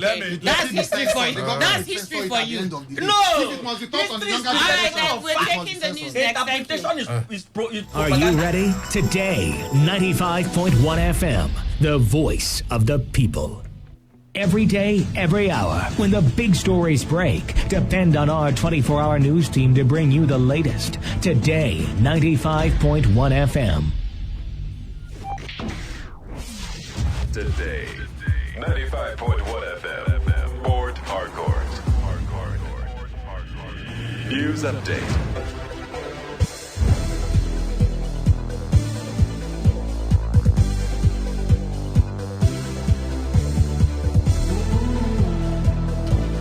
Hello and good morning. Here's the news update on Today 95.1 FM. I am Annie Abdul Salam. There are indications that the ministerial list of President Muhammadu Buhari has been submitted to the National Assembly. Reports say between 12 and 15 ex-ministers may make President Buhari's new cabinet. But there was still a bit of uncertainty on the size of the cabinet, as the president has the constitutional right to have a 36-man or 42-man cabinet. The president is said to have decided to retain some of the ex-ministers on merit. An internal circular of the Independent National Electoral Commission has indicated that the commission transmitted voter information from smart card readers to a central server during the 2019 presidential elections. The document, which was first posted on social media by Reno Omokri, an aide to former President Goodluck Jonathan, carried a directive from National Secretary of INEC, Rose Oriaran Anthony, to other senior officials of the commission on challenges recorded in transmitting voter accreditation data to a server. The electoral officer also noted in the memo that 4,786 smart card readers did not have data on accredited voters following the presidential election on February 23rd, representing about 4% of the total smart card readers deployed for that exercise. Oriaran Anthony then directed all concerned RECs to liaise with their technical and electoral operations officials to clarify why the card readers failed to upload accreditation data on election day and submit their replies by March 28th. The new Commissioner of Police deployed to River State, CP Mustafa Dandaura, has assumed office as the 40th Commissioner of Police in the state. The new CP Dandaura takes over from CP Usman Belel, who is now redeployed to the force headquarters in the Department of Research and Statistics. A statement from the State Police Command says CP Mustafa Dandaura hails from Katsina State. CP Dandaura, who was transferred from Anambra State, assured that his reign will change the narrative in policing strategy and rekindle the people's trust in the police. And then on the foreign scene, British Defense Ministry says Iranian boats tried to impede a British oil tanker near the Gulf before being driven off by a Royal Navy ship. Spokesman of the ministry says HMS Montrose moved between the three boats and the tanker British Heritage before issuing verbal warnings to the Iranian vessels. He described the Iranians' actions as contrary to international law. Iran had threatened to retaliate for the seizure of one of its own tankers, but denied any attempted seizure. And that wraps the news update here on Today 95.1 FM. Thank you for listening. Have a good morning. Are you ready? Today, 95.1 FM, the voice of the people. Please listen to this announcement. Fertility Awareness Month, Fertility Awareness Month, Fertility Awareness Month.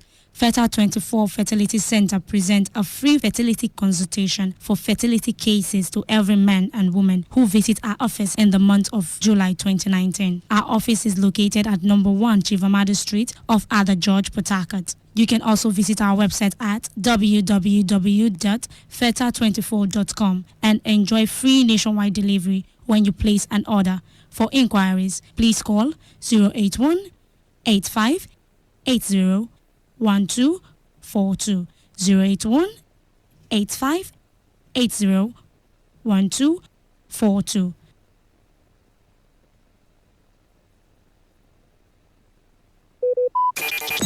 Talk radio. I listen to a lot of talk radio. 95.1 FM.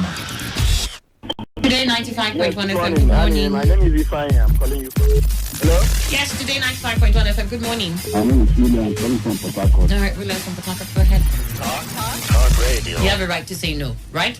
All I'm right. calling from Unipua. Okay, thank you so much from Yenagua.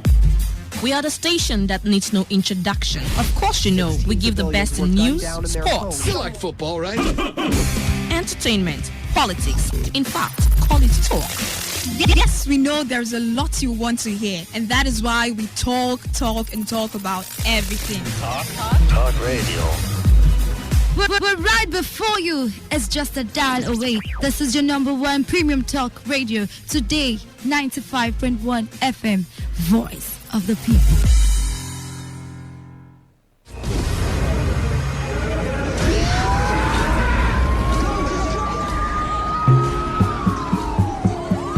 Peace is a situation where there is no war or violence in a society. Peace allows wealth to accumulate and the society to advance. Through peace, generations of wealth, education, technology can build up, thereby making people very prosperous and happy. Without peace, there will be violence, war, and underdevelopment in our society. The most disadvantageous peace is far better than the most just war. Let us embrace peace for a better society. This message is brought to you by your premium talk radio, Today 95.1 FM. It's what I pray for. All around the world. It's what I pray for. For my Hold on, Kata. No, don't say else. Just bring 5,000 now. Only. Make the Kata day. Make the code remain. Yeah, they worry. You are not aware you're a thief. Now that you know that your money is coming from a thief, do you not see why you're a thief? All right, still talking about affairs of the federal government. We understand also that the federal government... Welcome to today's edition of Some Pieces in your premium talk and news radio. It's going to be 1-1 Morata. 1-0 is never good enough. That's why we're called the voice of the people. Today, 95.1 FM, Port Act. Here we go.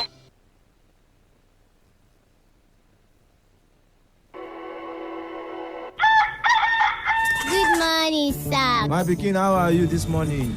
I'm fine, sir. You dey go school? Yes, sir. Make sure say you read. Madam, please, can I have one small juice and 2 biscuits there? Please be fast. Okay, customer, pay no vex. I dey come, make her bring them. Please, buy me toy. No, you're late. You're late already. Plantain, buy plantain. See as this small girl dey cross this busy road anyhow. Sweet plantain. So, your mama no know say you too young to dey hawk? Now one for mama I beg come on for road, make I cross road. Made in China. Oh, buy your plantain. Leave the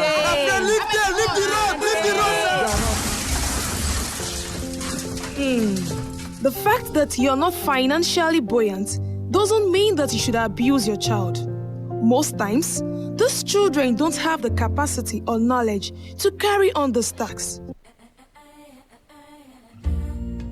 Nigeria is more than a geographical expanse of land spreading from the north down to the south. Nigeria is the people that live in it. You are Nigerian. I am Nigerian. We are Nigeria. Nigeria gets better when we do. And there is no limit to the little things we could all do to make Nigeria a country we will.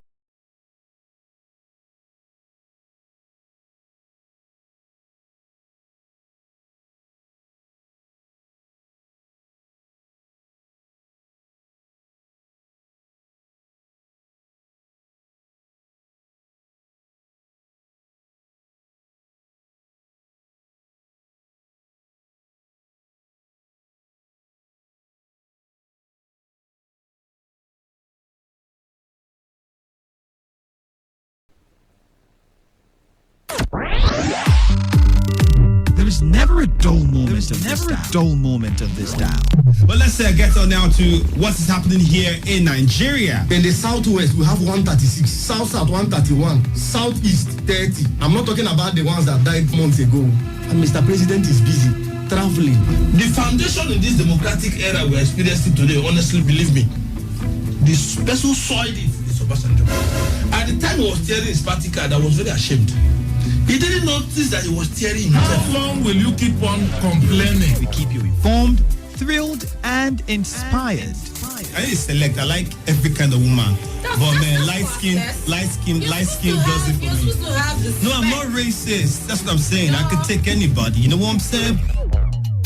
We are your premium talk, news, and sports radio. Today, 95.1 FM. Don't touch that dial. We've got to go. It's 11:31 today. Okay, all right. All you need to know about this one is that 95.1 FM. Such a unique dial.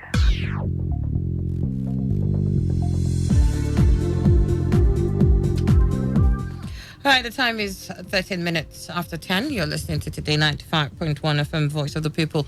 Moving on now, I have a guest in the studio. I'm just going to on the mic and allow him to do the introduction. Good morning. Good to have you. What's your name? Good morning, Port Harcourt. This is Mr. Alex of the Association of Skill Set Development Practitioners of Nigeria. And we quickly want to thank God for the privilege and opportunity that's given us to be alive today.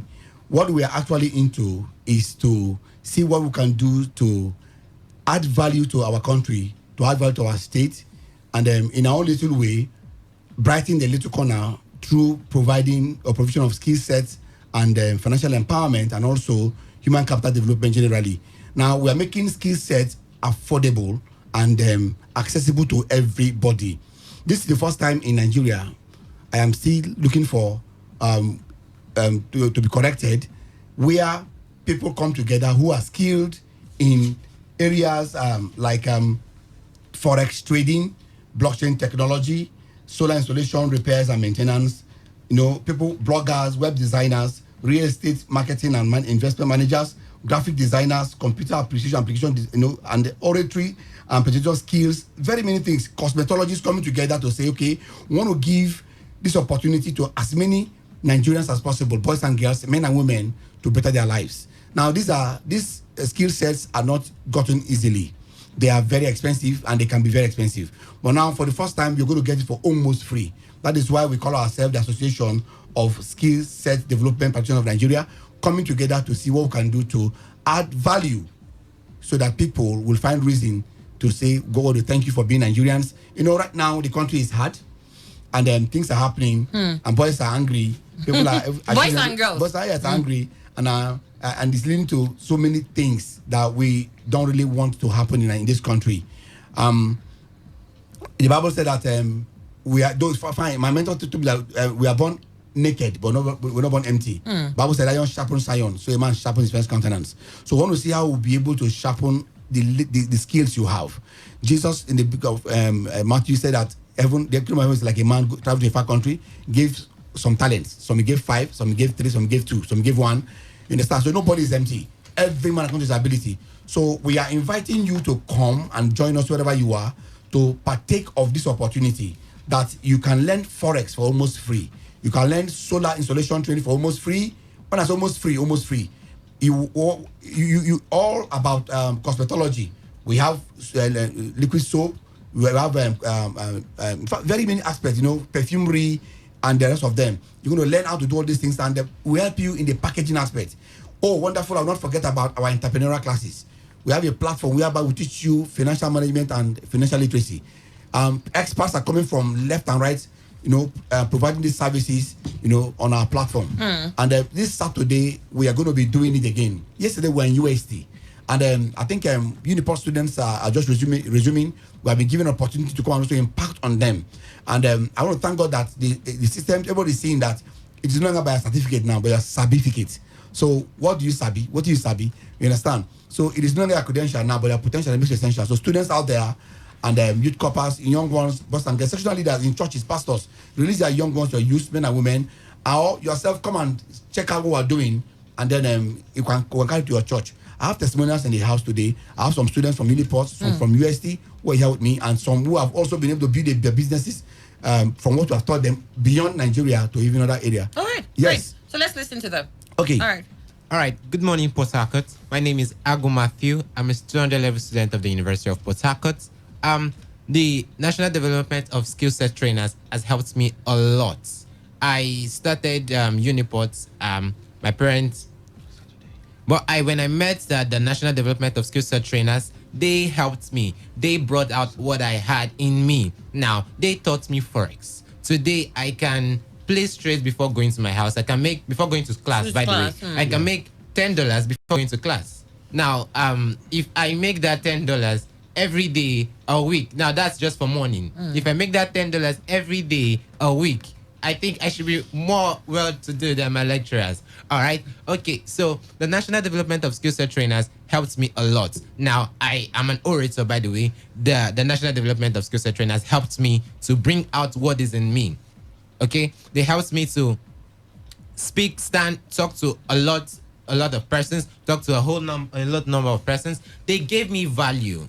They gave me when I'm talking, when I'm walking, I know that I have value. I can reach out to the world. I can reach out to the world with what I have. Did you have to pay for this? I had to pay for nothing less. Nothing. Okay. All right, good. Amazing. What about you? Yeah, good morning, ladies and gentlemen out there. My name is Christian Sylvester Okoro. I'm here to testify about the Association of Skill Set Development of Nigeria. So I personally have been awesome in this skill set, talking about the forest trading. You know, it has made me just a few weeks later that I joined it, and I've been wonderfully doing very, very well. So the little money I got, and I've testified to other friends of mine, other ladies as well too, so that they can see reason why they should come into this platform and be trained. You know, one amazing thing about it is that when you are trained, as you are undergoing your training, you know, you are also making the money as well. So it's amazing, an amazing platform to be. And I want to encourage everybody out there to see the reason why they should come and be part and parcel of this platform. Right. It's wonderful, excellent, amazing. Right. Pray and thank you, because, you know, just if not for my colleague, I couldn't have known about this. But because he had to look out for me, he had to search every corner to make sure that I'm part and parcel of this. So I beseech every one of you out there, if you know where you can come and meet us, is at Room Adolo number 25A. So come and let's work together, because you are not working alone. We are working as a team. Okay. So as you come, we move together. Let me get back to you. You said this is open for boys, girls. Yes, actually, you know.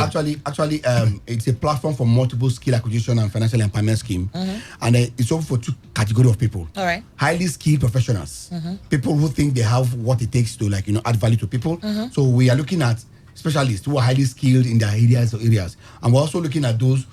So it's open for those who don't have skill at all, who want to learn. Okay. And so those who can impact. Yes. And those who want to learn. Okay. Coming together, and then we are able to. So now we don't only concentrate on forex. We are also into solar installation and solar repairs training. We are also into blogging and website designing. We have people, resource persons who are into what they call real estate marketing and investment specialists. Okay. They advise us too. And then we have graphic designers. We have computer operation and application softwares. We have oratory and presentation skill. We have photography and cinematography trainers, bodybuilding therapy specialists and makeups, and then catering and pastrying. You want to come and learn how to plait, how to braid, and how to even barb. We have all those specialists there. We have cosmetologists that are into soap making, perfume making, air freshener, production, popcorn production, and even bread and baking. That for shoe cobbling, all of these things we have put together. Experts are there to train us. Now the training begins on Monday. Okay. This coming Monday. That is why we are on air to invite as many as possible. Already people have started registering. But we want to quickly inform people who are very far from Port Harcourt, or who are, I know that this station has a very wide coverage. Yeah. So covering people, so because it's affordable. And where are we actually? We are in the center of Port Harcourt. Rumola is the center of Port Harcourt. But our office or the training center is at 25A Rumadolo Market Road. Same road with every Emporium. That's road if you're coming from that off Rumola bus stop. But in case maybe you want to, you need for that direction, or you want to be part of this event, from Monday. But Saturday we're having an expose. That is day after tomorrow. We're having an expose of the opportunity. We're going to really open up. We call it a seminar. It's a symposium where we're going to give people the full information and then categorize and group people in their various skills, choice areas of skills. So on Saturday by 10 o'clock in the morning, we're going to be at number 25 Adol Market Road. And if you want to be part of this event, for us to book your seat for you, to be on that orientation is free. Just text yes to 090-611-38444. Text yes to 090-611-38444. We are going to book your seat for you so that when you come, you pick your form. After the orientation, you make your decision. Which skill that you want to and choose your skill. acquire. It's so affordable. In fact, another wonderful thing is that nobody comes and goes alone. Now, apart from the area of the forex trading, we have a specialized account to open for everybody. Most people don't know what we call financial management and financial intelligence. They don't have investment platforms. Now, this company invests your money for you in our matrix structure so that at the end of your training, you have something to start your business with. Yes. Oh, okay. So that's what makes it different. So the taste of the pudding is in the eating. Run down to Roma Dollar Market Road on Saturday, or even from today. People are registered already. But in case you want to be part of the very first 100 persons who want to be part of our training that begins on Monday, you can just quickly text yes. We will send you a confirmation SMS that yes, you're one of us that will join us on Saturday for the orientation. Okay. Orientation is Saturday, but Monday. But the training is Monday. Yes. So, but for you to be part of the training, you must be part of orientation. It's very important. Okay. Very important. But if you can't make it on Saturday, you want to come on Monday, you are still welcome. But Saturday, you must send a text message now. Yes, send yes text message so that we'll lock you in and book you for the training and for the orientation. 090-611-38444. As you text yes, we're going to book your reservation for you. And when you come, I tell you the truth, you will never regret. You will ever be happy that you have become a part of the Association of Skill Set Development Practitioners of Nigeria. And perhaps if you do well after the training, we are going to absorb you, because we also have a platform. When you do well, just like in university, when the first class student comes out first class, school begs to retain him. Why company is scrambling for him? That's what we do here too. So there's a plenty of opportunity for everybody, apart from the financial empowerment and the skills you're getting. So it's a win-win situation for everybody. So nobody has any reason to say that I don't have any skill, I don't have the opportunity to anybody to help me. Wherever you are hearing the sound of my voice, run down to number 25 Dollar Market Road on Saturday, or text yes to 090-611-38444. I take it again, 090-611-38444. We are going to send you a confirmation SMS for your seat reservation on Saturday event that will orientate and inform you on how we're going to be operating from Monday. Right. 5 days of intensive training on forex trading, on solar installation, on cosmetology, on beauty therapy, just name them. And then we're going to continue like that every of the days until we are able to take you through from one level of ignorance to another level. Remember, there is no mountain anywhere. Everybody's mountain is just his ignorance. Let's make this thing happen for us, and through knowledge shall the city of God be spread abroad. Let me just quickly reiterate. You say that this is highly subsidized, because I know there's so many people out there who want to learn and acquire these skills, but they don't have the financial opportunity to do so. So you're saying that you're particular about people who are thinking about the money's worth of this, then this is highly subsidized for them. Yes, and I can assure you, it is so subsidized that even they can't remember how much they paid. I'm sure I can't imagine. They can't remember how much they paid to start. Okay. But in course of the training, little contribution may be made, 500, 1,000, which is nothing. Most of these people that come for our training, you see them having highly sophisticated phones. And those phones are liabilities for them. Now, in course of our training, we make you know how to use that phone to start making money for you. Apart from the Google AdMob, mini importation, another thing we're going to be teaching you, we're going to be training you on what they call the blockchain. It's amazing that people have phones. My mentor said that a big head with empty brain is a low to the neck. That's how people carry phones, very sophisticated, but there's a liability to them. They do not make money with that. They make Mark Zuckerberg and the owners of this thing, the telecom providers, richer by buying data and airtime, not know what to, and they're complaining of hunger, they're complaining about joblessness, or the economy is hard. Meanwhile, they're adding more value to other people who are already rich. So we want to help you to see how we can be able to make your phone begin to become an asset for you. So there are a lot of training, a lot. So they should send text messages to? Just send yes to be part of this our training on Saturday, an orientation program on Saturday. For you to be part of the first 100 persons, just send yes to 090-611-38444. It's a practical platform. It's purely a practical platform. Students in Uniport, UST, Ajuri University, and the Lechi Amadi Polytechnics, all of you, remember that it is by your certificate now, no longer by a certificate. Become very, very excellent in academics and sound in business. The Association of Skill Set Providers will equip you to be ready and prepared for the reality of life. As you come on board, God will bless you. Thank you. Just send yes to 09061138444. Take the numbers again real slowly. Okay. Say yes to 0906111. That is 611 38444. All right, then. And then you're going to receive a box. An SMS confirmation from us. All right, then. Thank you so much for coming on the show. Thank you, Annie. I appreciate it. God bless you. Stay tuned. Opinion Pool continues right here on Today 95.1 FM. Than this good. Today 95.1 FM, Port Harcourt. Every day on Today 95.1 FM, there's always an opportunity to comment and air your views on our various programs. It's not just about us, it's about you, your opinion, and your voice. President, don't you think that it's time to step down, sir?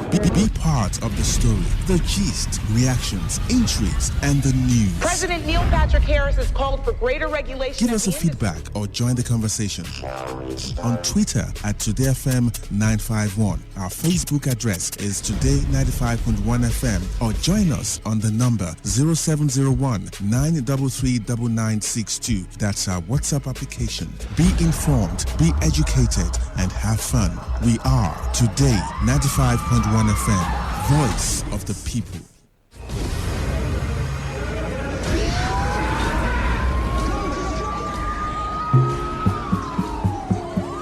Peace is a situation where there is no war or violence in a society.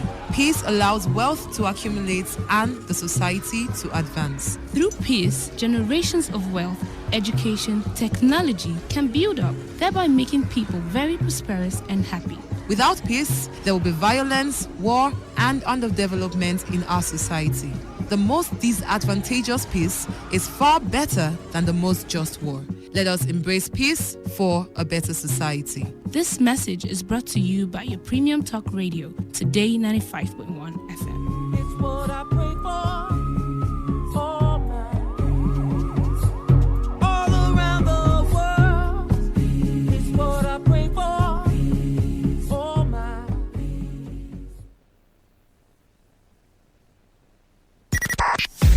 95.1 FM, voice of the people. And we're back. Opinion poll on today's quest. More than 3 over 4 of the loots we are talking about in this country today were loots within the 16 years. Here is a great opportunity to sample all our opinions on the issues raised. In Port Harcourt says the PDP is trying to divert our attention because Nigerian funds was looted by the people. Melody in Uniport says Madam Jonah is yet to come in terms of the fact that her tenure has expired. Annie, please tell him that investigation is not what you make public until the final stage. Send your opinion to us on Facebook, www.facebook.com/Today95.1 FM, or on Twitter @TodayFM951. You can also sample your opinions with us on WhatsApp or on our SMS portal using the numbers 070-1933-9962.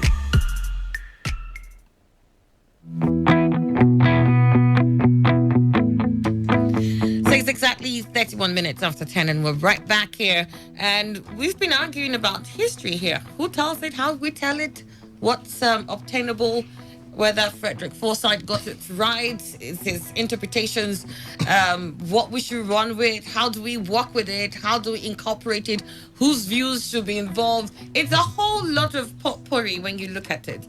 But my biggest worry here for me really is in telling our story, in telling the Nigerian story. What should be the baseline in telling the story? Like, we're just putting out facts there. That's it. This is factual. But is it that we think in introducing history that this in some way rehabilitate us as a people and rechannel us on a certain path? Or, the fact that we just feel like there are certain bits and pieces of us missing, and therefore there's a need to have this here. Precious Utica, let me get to you on this. Well, I think that it was a while for the younger generation to be taught about their past. Because like I said earlier, history is is a yardstick, is a mirror upon which a society measures itself, whether positively or negatively. And then now we are grown, we may actually not know exactly what the children, the pupils in the secondary schools and nursery schools, primary schools will benefit from these lessons. As for me, while I was younger, I did benefit a lot from the lessons of history. And to date, the lessons I got from there have all been very useful to me. So it is very necessary that history should be taught. And like I said, there is just definitely no how that the government will put out everything. Of course, somebody definitely will have to streamline it. And then streamlining it, what is of utmost important is the corporate existence of the country. And then putting up history must marry what is positive within the Nigerian context. What is positive, we have to be what will unify the country. There are certain things we put out there, the children will read it, they will grow up with anger against a particular session. So I believe that first it should be taught, but if it must be taught, it must also be regulated to represent what will bring peace and unity in the country. It is not enough to say, teach them anything, teach them everything. And when they learn those things, they grow up to be enemies of the state. So fathers will teach their children. The children will also grow up to now go on their own voyage to discover the other side of history, which at that young age may not be too good for them. So I encourage that it should be reintroduced, and then the children should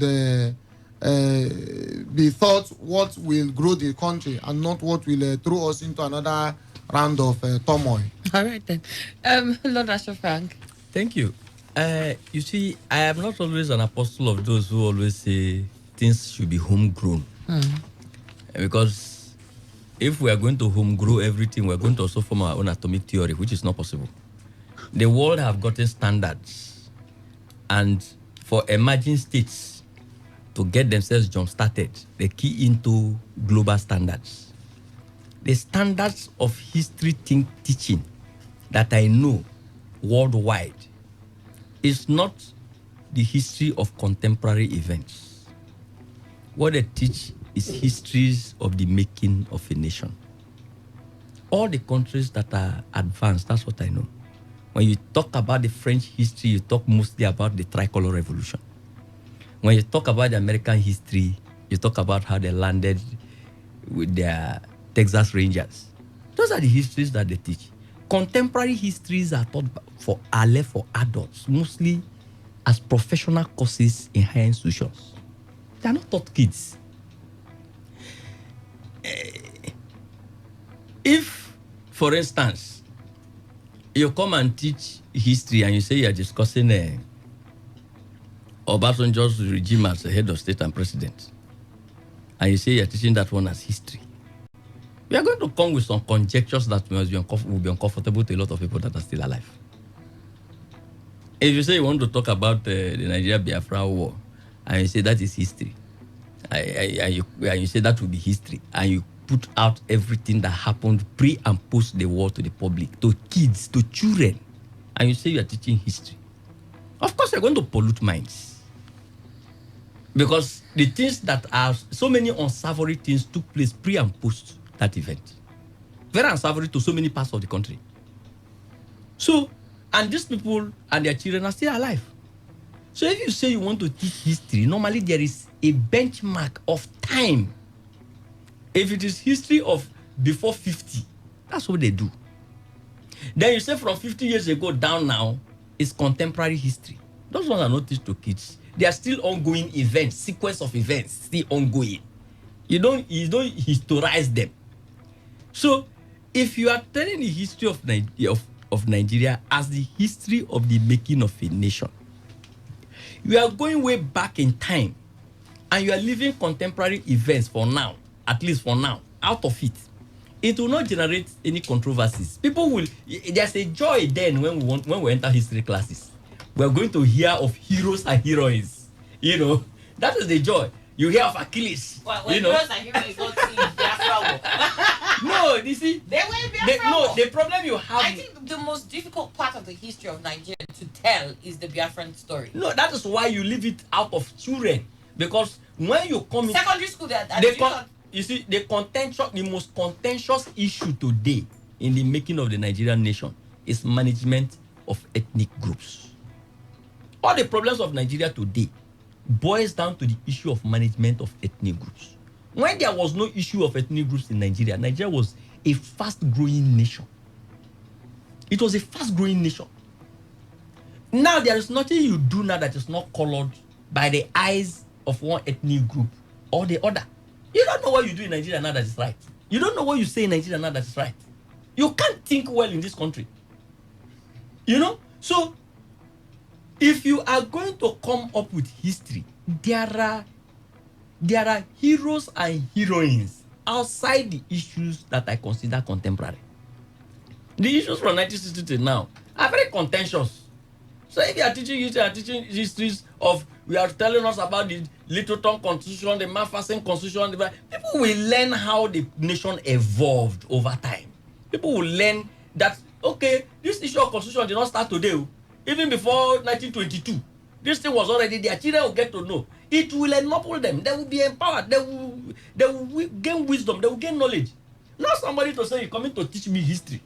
And you're coming to tell me what I consider contemporary histories that will make some people in Ahoda, where I come from, to start seeing Nigerian soldier or Biafran soldier in one negative or one positive light. Or the people of Ogoja will start remembering how their houses were shelled because of the activities of the actions and the inactions of some men in some immediate past. You see, when you are doing history, there's always a benchmark. On Voice of America, they have a program, History of the Making of a Nation. It's in books. I wrote them in those days. They sent me their magazines very big like this. You see the history. You see 18 this, 19 that. They don't go about telling you what Ronald Reagan did. They're going to go about telling you what George Bush did. They didn't go about telling you. They don't deal with contemporary events. Those are contemporary issues that newspapers and all that can always discuss in their editorials. Not in school. So, if we are going to reintroduce history, I will want to see the history of the making of a nation. The glory times, the good old days. Those are the history I want my children to learn in Nigerian schools. I don't want them to learn how Hausa and Igbo fought, how Ishekiri and Urobo fought. I don't want anybody to come teach. If anybody teach my children that one, I remove their children from that school. Because you don't go and build hate in the minds of my children in the name of teaching history. No. I want my children to grow with a free mind. The world is a very vast empire that any person who is free thinking can conquer. So don't go and cocoon my child's mind into one ethnic jargon that is not of any meaning and importance to my family. I don't want that. So if we're going to do history, these stories that brought Nigeria to its feet should be treated as contemporary events and left for editorials. Why we discuss about the fundamental issues of the making of a nation. I want my child to know that once upon a time with exit card, you can enter Tata Water Lines. You don't pay. I want my children to learn that there was a time that you can leave your door open and nobody will enter and you travel. I want my children to know that there was utilities board then, not discos and gencos. That if they say they're bringing light by 7 o'clock, sure, dot, there must be light. Yes, dot. If they want to take the light by 6 o'clock, 5 minutes to 6, they will take it for 1 minute and return it. They'll take it 3 times and return it 3 times. So that you can do whatever you want to do before they finally take it by 6 o'clock. In this Nigeria, there were pipe on water. The way they lay pipelines of oil, that is how we have pipelines of water in this country. You see them running, they put public ones, you draw water to your house, as in Europe. It's not borehole. I saw this borehole recently. There was nothing like borehole in Nigeria. It's pipe on water. You go to water board, they will pipe water to your house. Inside your house. So, those are the kind of history I want my children to learn. Nobody should come and tell my children how some people starved in some bush during the war. No. I don't want my children to know that one. I wouldn't even want them to watch such film in my house. So that how the minds grow when they are small determine how they grow. Most of the hatred you see in this Nigerian society, these young boys and young girls were not born when all these things were happening. It is hatred built into their minds, and they grow with it. If you call any of them and sit them down and ask them critical questions, they don't have answer. All they know is that these people, they cheat us. These people, they hate us. Ask them question now. They don't have. You had the petroleum minister. You ask them, say, what did your petroleum minister do? You had the finance minister. What did he do? But meanwhile, you see their mansions, you see their limousines, and you don't see any fantastic business they are doing, and you're not asking questions. But the moment you say, if to say they just give us this thing, I don't understand. And so, you see, history to me is a chronicle of events exactly as they were at a particular time in discourse. Any conjectures added to that is what in science we call inferences. After your experimentation, you have seen your sedimentations. They say, okay, inference. Give your opinion about what you have observed. Those ones is propaganda for the media. But as far as history is concerned, there must be a period. There must be a benchmark. You don't just discuss history. No, it's something that Obasanjo government of yesterday, you come and discuss it as history today. Jonathan government yesterday, you go and teach as history today. No, that is not history now. Those are contemporary events. So you have a time frame so that you can cut out the bad side from being taught to the children and tell them the message that will mold their minds to become future change agents of Nigeria. Thank you very much, Lord Asha Frank. But I remember when Precious was mentioning about censorship by government. That's removing the unwanted part. Hold on. It's the same thing you said. No, I'm not saying censorship. Wait, there certainly must be censorship of government. No, I'm not using the word censorship. No, you didn't use it, but you implied you didn't use it. No. Hold on, Asha Frank. Don't correct me. I'm here now. Now, you said... You're misquoting me. Wait, I'm not. No, you're misquoting me now. Allow me first to say something. Okay. Now, before you talk about whether I'm misquoting you or not. That is why I'm complaining now.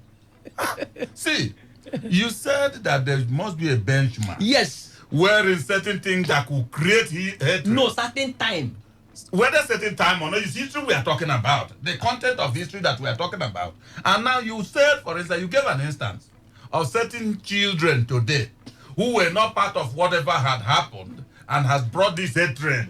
You stated them here. And these things that you will not even allow your own children to learn all such things. You change them from any school. Good. Because now, they are contemporary events. So what I'm saying is this. Not to be edited whether out. You use censorship or whether you said you reduce it's not the same thing. The fact is that there are certain facts you don't want your children to learn in history. Of course now, because they are dangerous. Now, you can that take is it not from censorship. I think for me, what is it? What do we want to achieve even with the teaching of history? Okay. Or even with the telling of history? For me, you want to tell a story. And the critical thing is for me what you have at the back of your mind first. The motive you want to achieve in telling that story.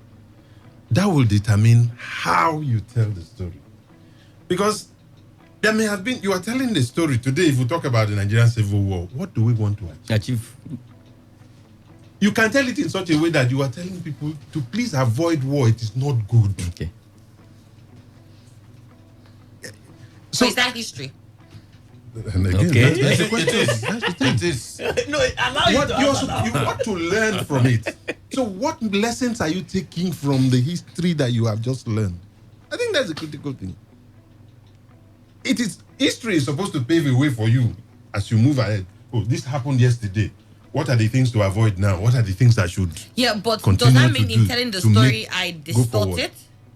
No, you distort it. You see, it's not distortion. It's what then? But you can tell it to achieve a purpose by the words you choose.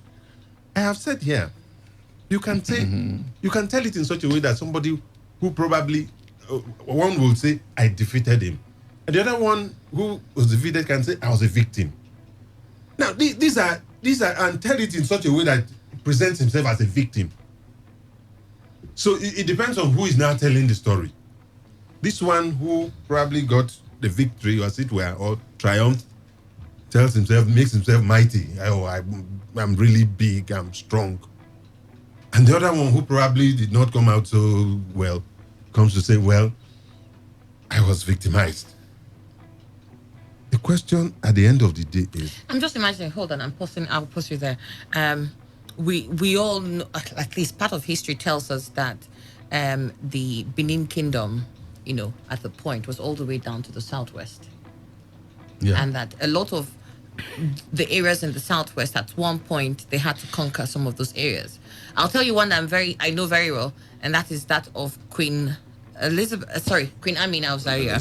And she led so many conquests then in subduing the Banza Bokwe. That's one I know very well. It's been told, but the people who were subdued, those group of people, the story remains what it is. But has it made them feel any less? Has it made them feel any better? But that is the story. Yeah. I'm imagining somebody is going to come now and still retell that story and will not want to say that they came on a conquest and that they beat these people in this area and that for 6 years they had to pay certain wages or had to send slaves every year. Would you say you want to avoid that kind of story because you don't want them to look like the victim? No. Well, again, victim. Those people who were conquered, have you heard their story? Have they told you their No, that's what I'm saying. But like this one here, yes, this is their story. Even the people that knew that, for 15 years, we had to always send 3 males at this period to Zazel. They tell you that's their story. And that's prehistoric times, so it can be sustained. That's what I'm saying. Which is the prehistoric? The space are no longer there. And so that means when we speak, that story can be told. So when we come to the Biafra story, it cannot be told. No, because it's a contemporary story. It can be told. It can't be told. It can be told. If you remove any distortion, it's distortion and it's no longer. No, it can't be told. No, it can't be told. No, you mentioned when people were entering using something. It's contemporary history. Which contemporary? It can be told after the next 30 years. When did it happen now? Not now. No. Even the Civil War. No, it should not be told now. You are telling it. Yes. It's still very controversial, so it should not be told. What do you intend to achieve now? Is it to tell the people that, time was when we were vassals? You want to go talk of like an authority now? Yes, time was. And is it that we ought to remain that way, or those people think that yes, because you were our vassals, you ought to remain that way? I don't think that's what history seeks to do, to tell you what to do. It tells you what was. Yes. That's why I say we need to be careful. You take away from history whatever your future. You wish to. No, you remove contemporary history because that's why I say we need to be careful the you don't way teach we it now. teach 30 years time, the way we tell the story. Not now. I was just wondering, after history, civics remained, isn't it? Of course. Yeah. So why are we returning to history? Because I'm beginning to think that with what we have seen here already. Here, right now. Inside here, this house. Yeah. Probably there was a good reason for taking history out and allowing civics to remain.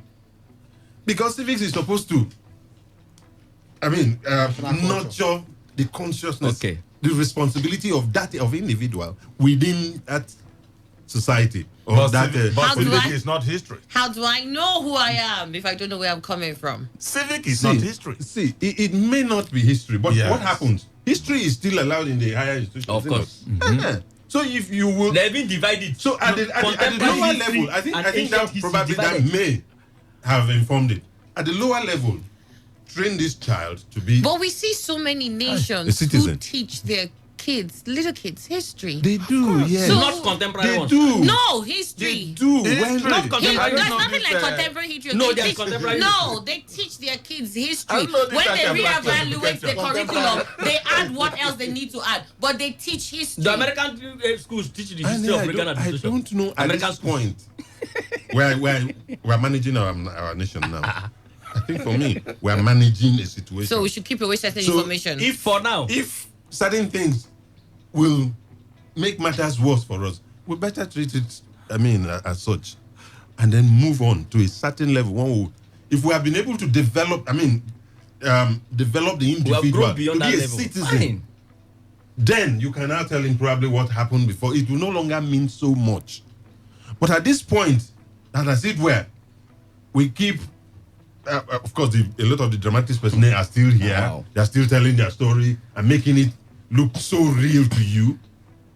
A lot of the stories that were told me about the Biafran Civil War, I didn't know anything, yes. But at the time they told this, today, I'm not sure a lot of younger people still feel the way I feel, because the story is no longer so fresh. It is no longer so new. You've grown beyond it. As you continue to tell it, the whatever you no longer see it as something that is really raw, that is really injurious, or that comes to you personally. So we begin to free ourselves of those emotions, and it will be much easier over time to now tell the story. You know, see it as a part that of you. in itself, for me, I don't know. It sounds like, let's act like it didn't happen and somehow we'll forget it. No. That's how it sounds It to gets me. to a point it becomes history. For now, it's contemporary event. That's Because why, it's still playing out. that's why what we're saying here is that. But you tell You everything think about it's Nigeria not- one day. It's not. It's playing out because we're trying to ignore it. No, and we're still saying that history is still a course of study at the higher level, isn't it? It's not as if it's totally At the out of lower our- level, it should also Yes, be studied. at the lower level, we're now considering what should we at this point Teach them. teach them, And that is what we're doing here. So if we think that if we're finding it too difficult to get a line of story that will be appropriate, then we better leave it out and All right. stay with civics. That's the You point. see, of Annie, there's one thing I just want to add. I don't know, I start to be corrected. If there is any time this our country, Nigeria, will never be managed. Now, following what Opaka said, I understand the sentiment behind his expressions. But what I'm saying is, with the nature and with our behavioral exhibitions today, I doubt if this our country will just leave the part of management any day at all and say no. That's Emmanuel's views. That's his views. See, you know why? What issue will be raised in this country that you will not give ethnic coloration? I don't know. But maybe when we reach some time, that future time, we don't know. And then Nigeria would have accepted everything. But for me, I think history should be given the way it is. Not removing anyone for the sake of maybe making it dousing the tension that may be embedded in it. I don't think so. Because if you do that, it's no longer history. It's not, because history deals with facts. And once you maybe falsify it to make it tolerable, it's no longer history. So for me, I think, like Asha Frank was saying, you don't use propaganda in the form of history. Because that distortion now makes it propaganda. All right. What I think should be done about history, tell people whatever happens in the world. Nigeria Civil War is not the first in history of this world. Why is our own different and we are running away from it? Is that really history we're going to talk about? We have plenty history.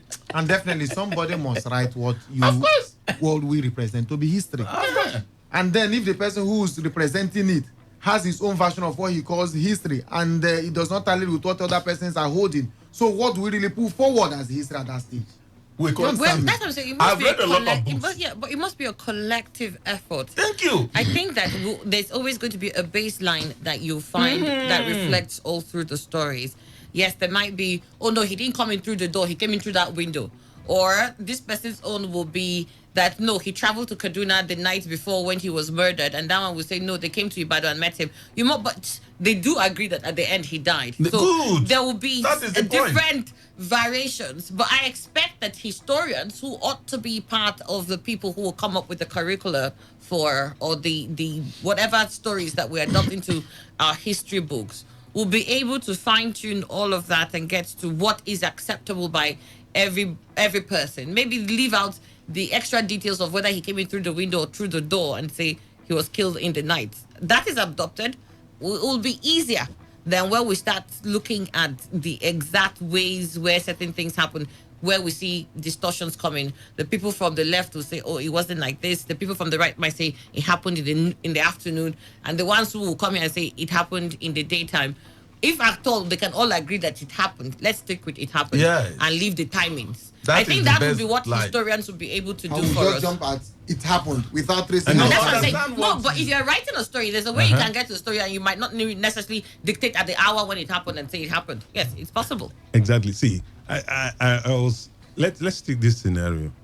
You have, let's bring it down to the family level.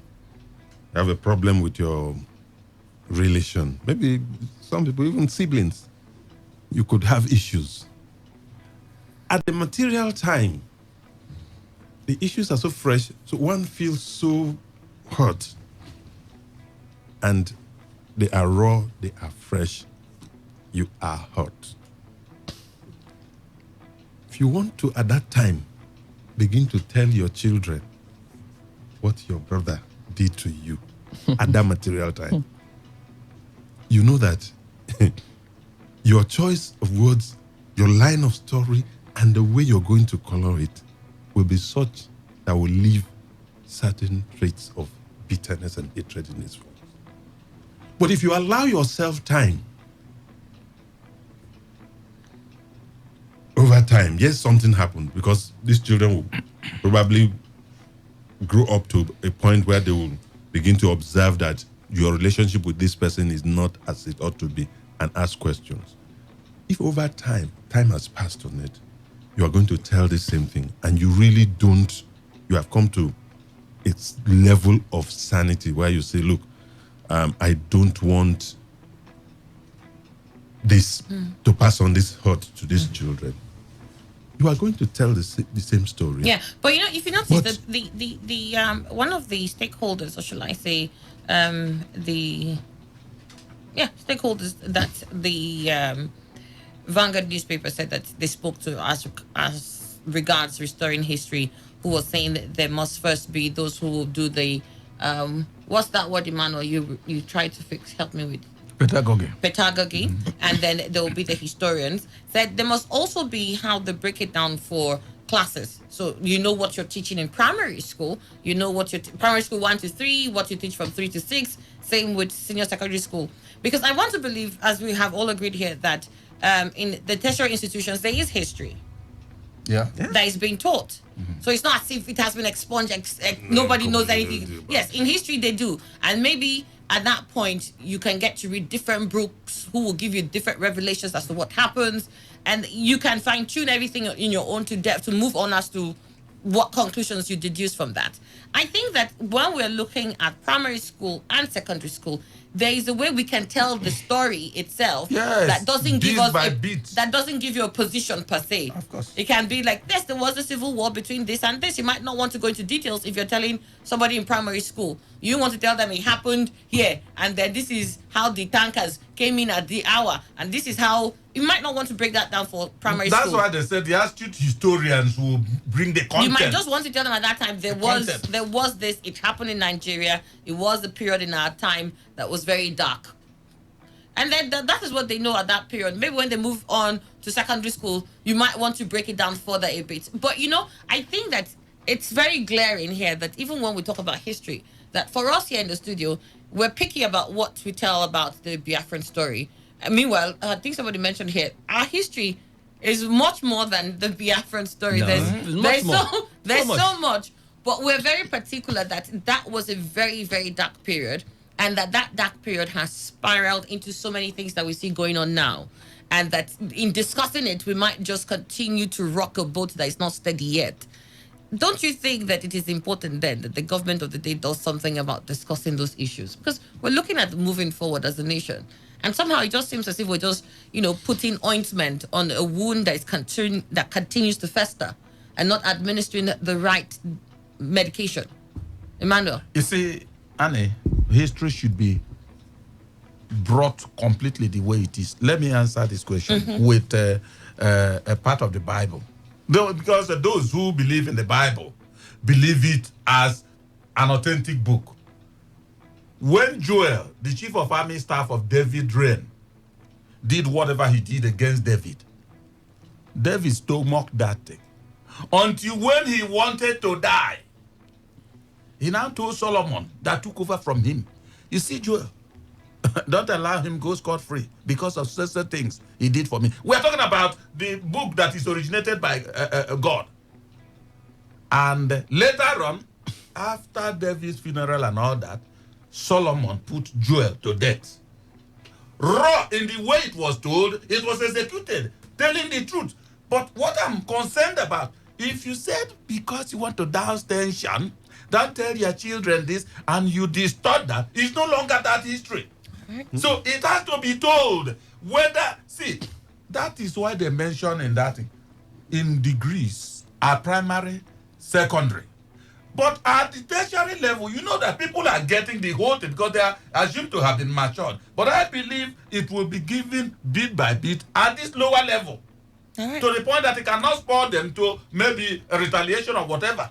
They will know how to handle it. All right. Let me just ask you my own thing. You know what? Let me just ask Wait. You know, I'm just. It didn't take years. I think again that we're worried about spurring of people into action by just telling history.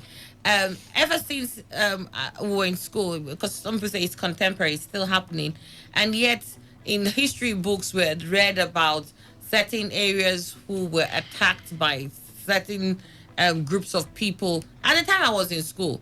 And at that time, I have been fresh for some people who were older than me at that time. And I didn't see them because of that. Now deciding that I'm going to drive down now to Nupe land and the law was smoke it everybody. to guard I them? smoke everybody now.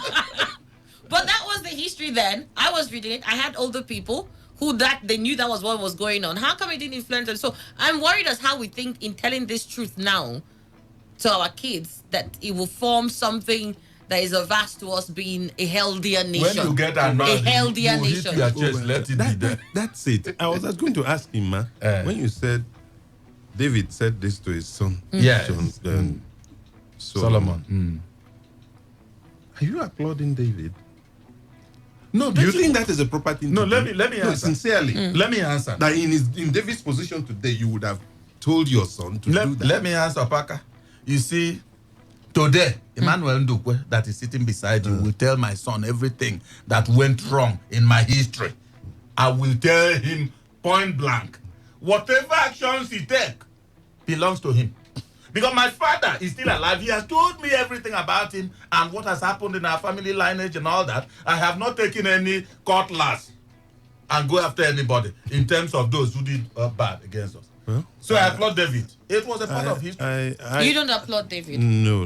I don't. For me, the story. Why certain things are. He shouldn't have said it. Why certain things are told you is not that you should go and do exactly that, but certain things that you need to avoid. And that's what the Bible is about. The Bible is not about taking everything the way it is.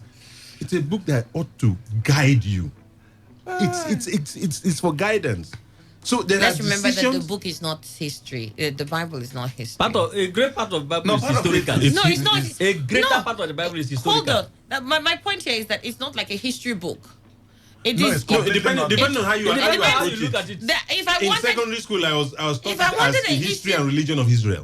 if I, That's the way I was taught it. for the Israelites, come to they have a church- different history. Let's They'll divert- tell you let's something divert from different. there No, because when that I one come will to be church, another- The content is historical. Let's leave religion. Yes, When I come to church, I approach it differently.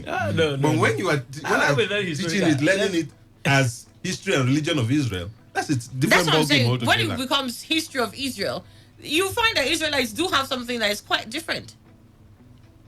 You mean the Israelites today Yes. or what? Today? Yeah, their history is not all A lot about of Jesus Christ. transformation has- Their history is not about Jesus Christ. Their history perhaps is not about the God that the Bible teaches about. Exactly. That's it. That is Say taking history and us religion of Israel. I don't want to go there at all. Do you know Okay. one thing I keep asking myself? I wish I would have the opportunity to go to Egypt and study exactly what the Egyptians part of the story. Yes. Because what I see is one side. Did they of it. really hold on to these people? Yes, What is it happened? really what happened? Who was Joseph to them? All right, then. Well, that. it's 7 minutes after 11. The things history can do. No wonder they removed it.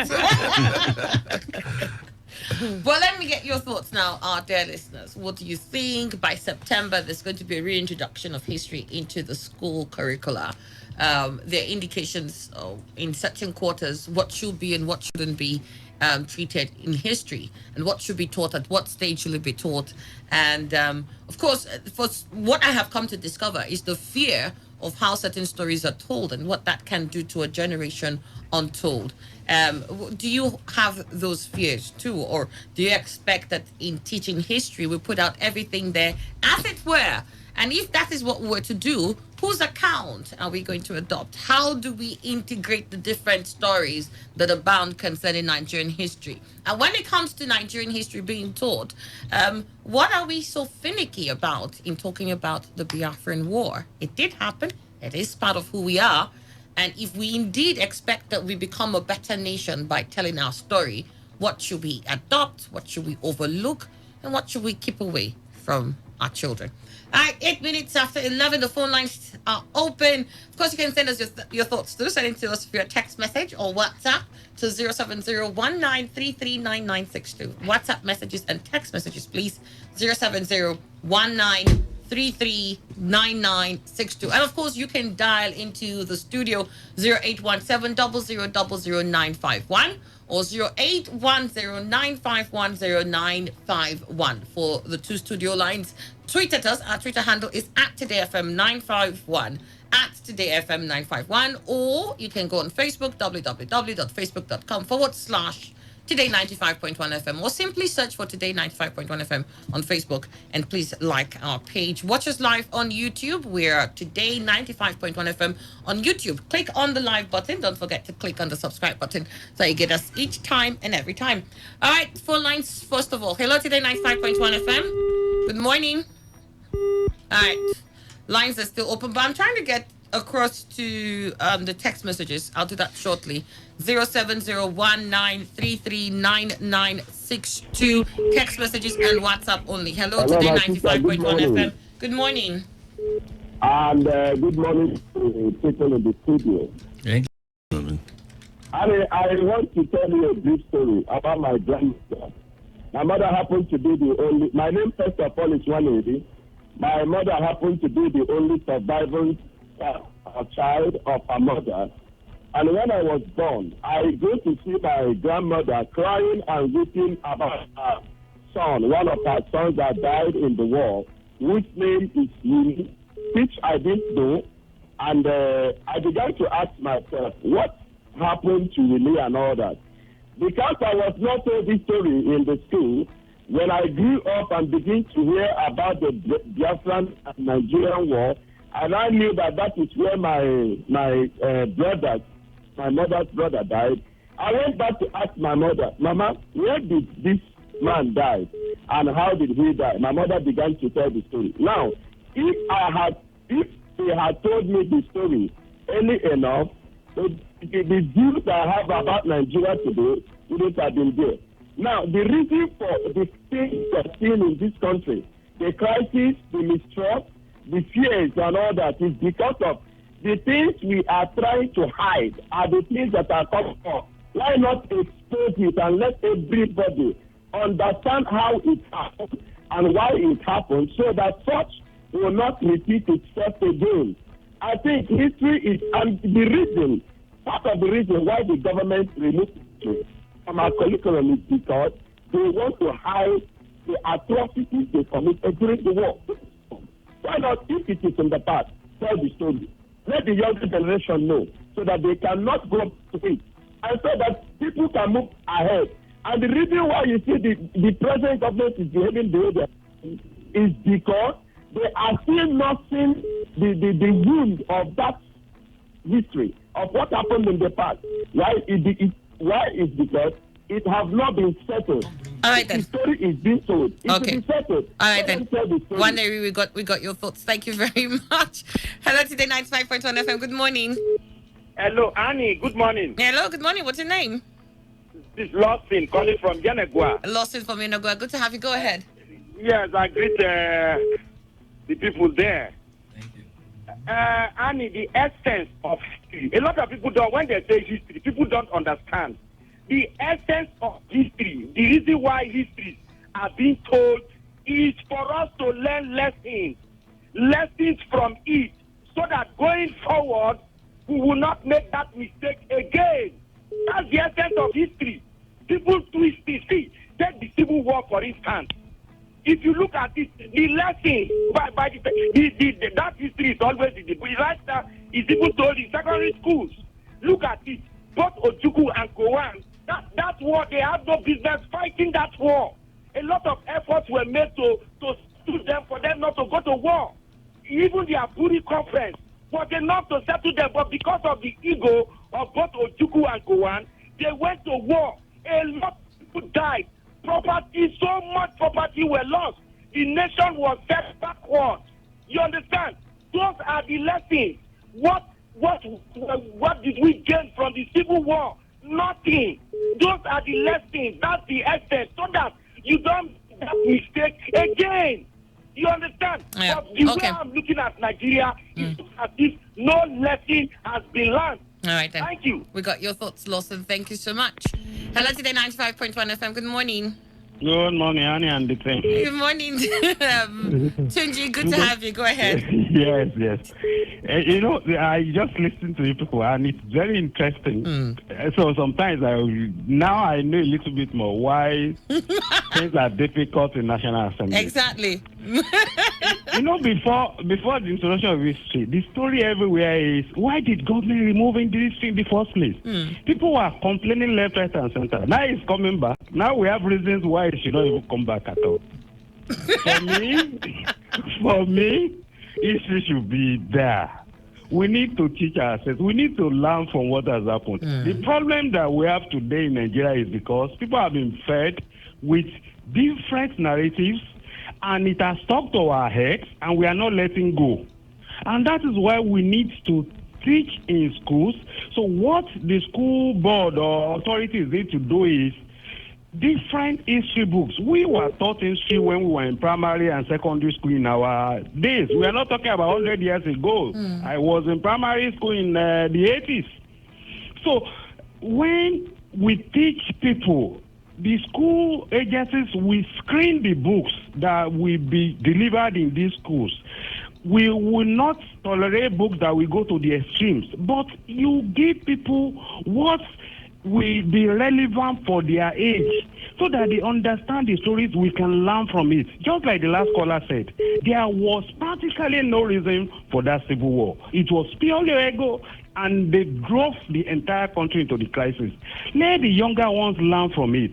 If the two of them were actually elderly people, I'm very sure probably there would have been any war. So we need to teach our people. Let us learn. We can't run away from our history. What we are trying to do is to dodge these things, and it will not help us. Let people read from different sides, and we make informed decisions as we grow up as a country. History should be back. It should be taught. People should stream the books, and let us move and make progress as a country. All right, then. Okay. Thank you very much. All right, Tunde, thank you so much. Funny, I did say this earlier. I said, with the arguments we had, I think I understand why, in fact, they said, no, history should rest, first of all. Hello, Today 95.1 FM. Good morning. Good morning. My name is Raphael. I'm calling from Uniform. All right, good to have you. Go ahead. I thank God the callers have already made justice to what you people are. That's why you always give time to us when we call. You can see what your guests they are saying. You should hide our history. I want to let them know I grew up in Gabon. Then almost anything concerning Biafra, I leave it almost from my end. Yes, Gabon, when Gabon want to organize a nation, they show Biafra war, how the thing happened. So you will meet, whether Nigeria hide it or they hide it, we will know about it. It's better we bring out our history and tell people that's only the solution of on all our problems. It's not this one. Let them continue hide it. Let those they are against, let them continue hide it. I will know if we will not find it out. Thank you. All right, thank you. We got your thoughts. Hello, Today 95.1 FM. Good morning. Hello, Annie. Good morning. Yes, good morning. What's your name? This is DK in Port Harcourt. All right, DK, good to have you. My greetings also to your guests in the studio. You see, Dr. Sado said 3 days ago that Nigeria is a peculiar country, which is true. It is such peculiarity in the first place that made it possible for history to be removed from a school curriculum. History simply tells us what happened in the past, whether positive or negative. That's supposed to make us understand the present and predict the future. Most of the political crises we are presently witnessing in this country is because we don't make flashback to the past. Otherwise, many of the things that precipitated the Civil War are here with us, and we fail to take preventive measures against them. History told today ended yesterday, so I can also understand the concept of contemporary history. To avoid taking sides in telling history, it could be presented with different accounts on contentious issues, leaving the reader to decide for himself. Even the Bible, divinely inspired, is not exactly told in the same way. The three synoptic gospels did not give account of Jesus exactly the same way, indicating that no man sees things all around the same way. Frederick Forsyth himself was accused of being biased against the federal side, yet that is his own perspective of what happened. So differing opinion on issues shouldn't stop history. That is my opinion. All right, then. Thank you very much. Got your thoughts on that. I think that, just for clarity, Lord Ashafan, you didn't say a full adoption of Frederick Forsyth's views. You said that adaptations from it, and maybe like a baseline. And you said several others too should be adopted to in that like manner. Hello, Today 95.1 FM. Hello, Madam Anna. Yes, good morning. What's your name and where are you calling from? Chief's calling from Port Harcourt. All Good day to the young guest in your studio. I want to ask a question because what we are discussing is about history. And I want to ask, where did this planet come from? That's first question. Secondly, what happened to Kwara? As we know it as Kwara State now. What happened there? The same issue. So if history had been made plain to people, they will know. Those things have good thing, good part of it. I know bad thing, bad part of it too. But you need to be told. Somebody talks about Bible. Yes, Bible. If we didn't have Bible with us now, we may not know who created the world, who made things. All those things are as told by those group of people. I hope you know.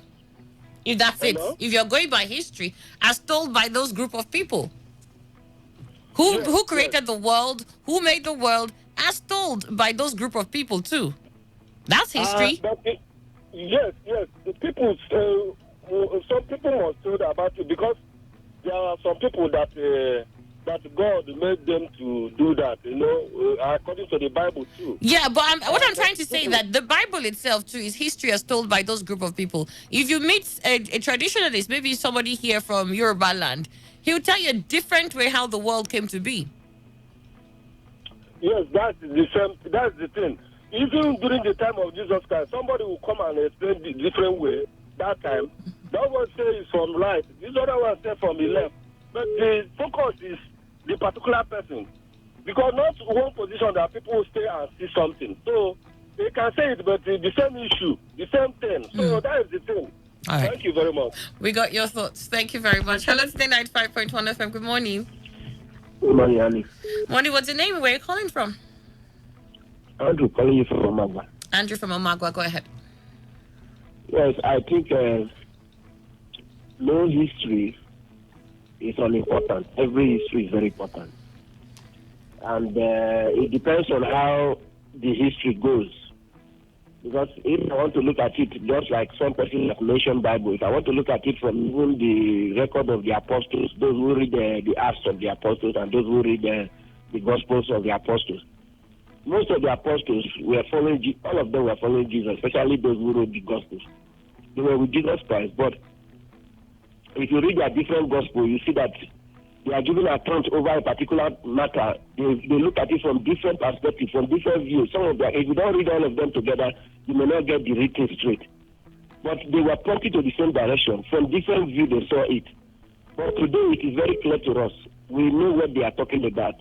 Even though they are looking at it from different views, from the way they saw it. But we know what every one of them is saying. So if history is told at least by different people, we put them together, we'll be able to know exactly what they are saying.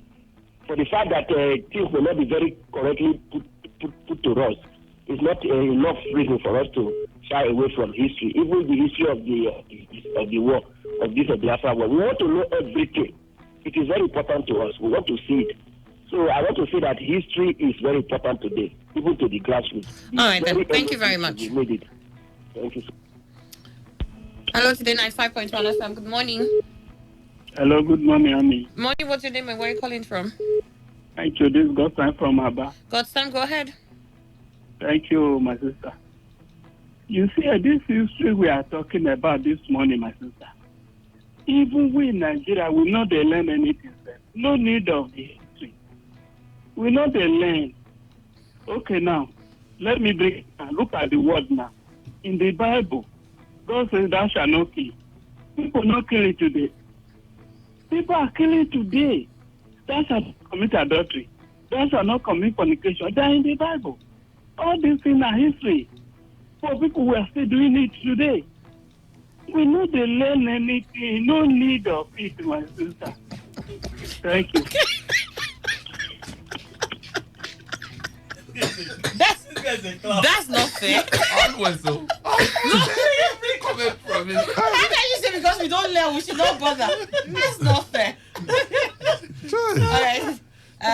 Let me just quickly move on here. A few text messages here. This is Annie. Based on the history told about the Igbos against the South, majority of us prefer the Hausa man than the Igbo boy or Igbo man. This is from Opobo boy. You send that in. Annie, there is no way you can write history without distortions, saying you can't mention wars, conquests, politics, culture of the people, etc.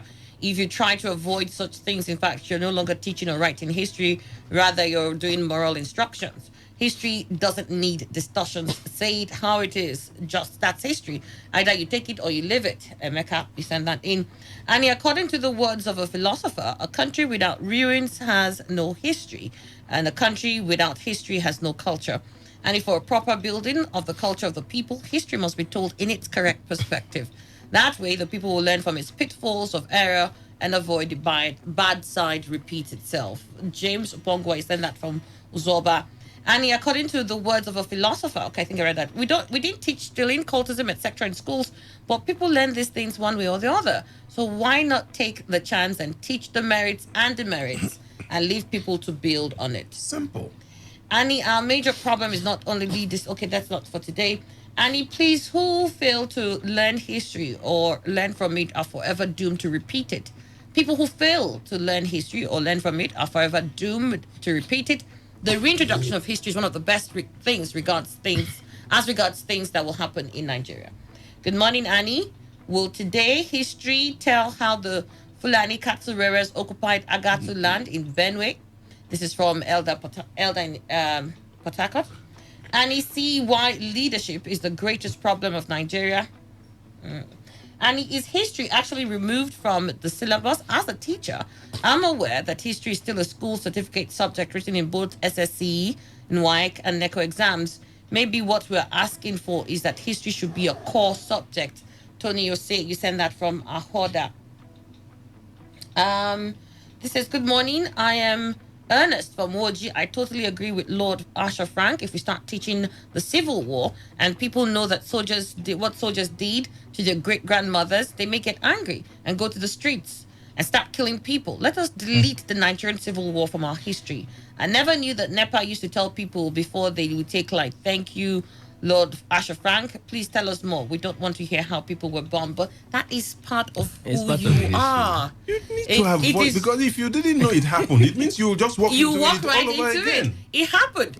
And the point is that in telling it, you're not saying, the truth is that whether they thought it or not, grandmothers have passed the message to fathers and to children. Children have passed it on to sons. So that information is out there. And so, as a country, if you said you're going to expunge it, what are you invariably telling them? It's a different thing if they didn't know about it entirely, and you're saying, okay, good, nobody does this ever happen, so I'm never going to mention it. They know it happened. So you cannot say you're proving any history books to be taught, and somehow you want to expunge that did happen. Hello, Today95.1 FM. Good morning. Hello, Andy. My name is Andy. calling you from Rundele community. Good to have you. Go ahead. I mean, history is like setting standard, a man setting standard for his child. So if you don't know where you are coming from, you cannot know where you are going to. History is all about knowing your yesterday, having a full knowledge of your yesterday, so that you will know where you are actually going to, and never to repeat that same mistake your parents or your forefathers made yesterday, so that you will perfect your ways.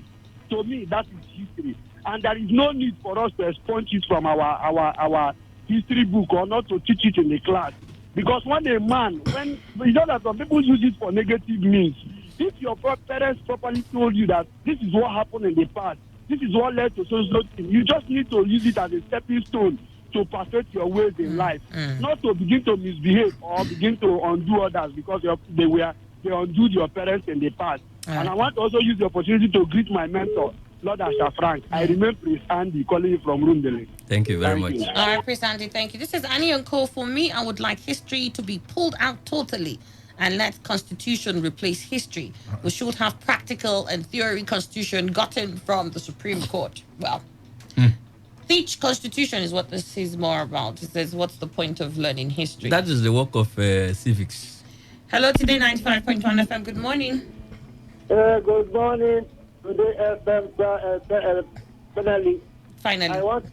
I want to be part of you. All right, good. What's your name? Where are you calling from? Okay, I'm Jack. Okay. Calling from Port Harcourt. Go ahead. History is just like an arm with 5 fingers. And each of the fingers, namely philosophy, anthropology, ethnography, ideology, and religion. So if we now want to write history textbook for consumption in secondary schools or primary schools, they will be measured on these categories. The book was have to be philosophical. If we're talking about history, the Civil War, it's based on philosophical, ethnography, anthropology, and the ideology, the religion of the entire Nigeria as it's here. However, it might have a sort of inclination of the slave trade.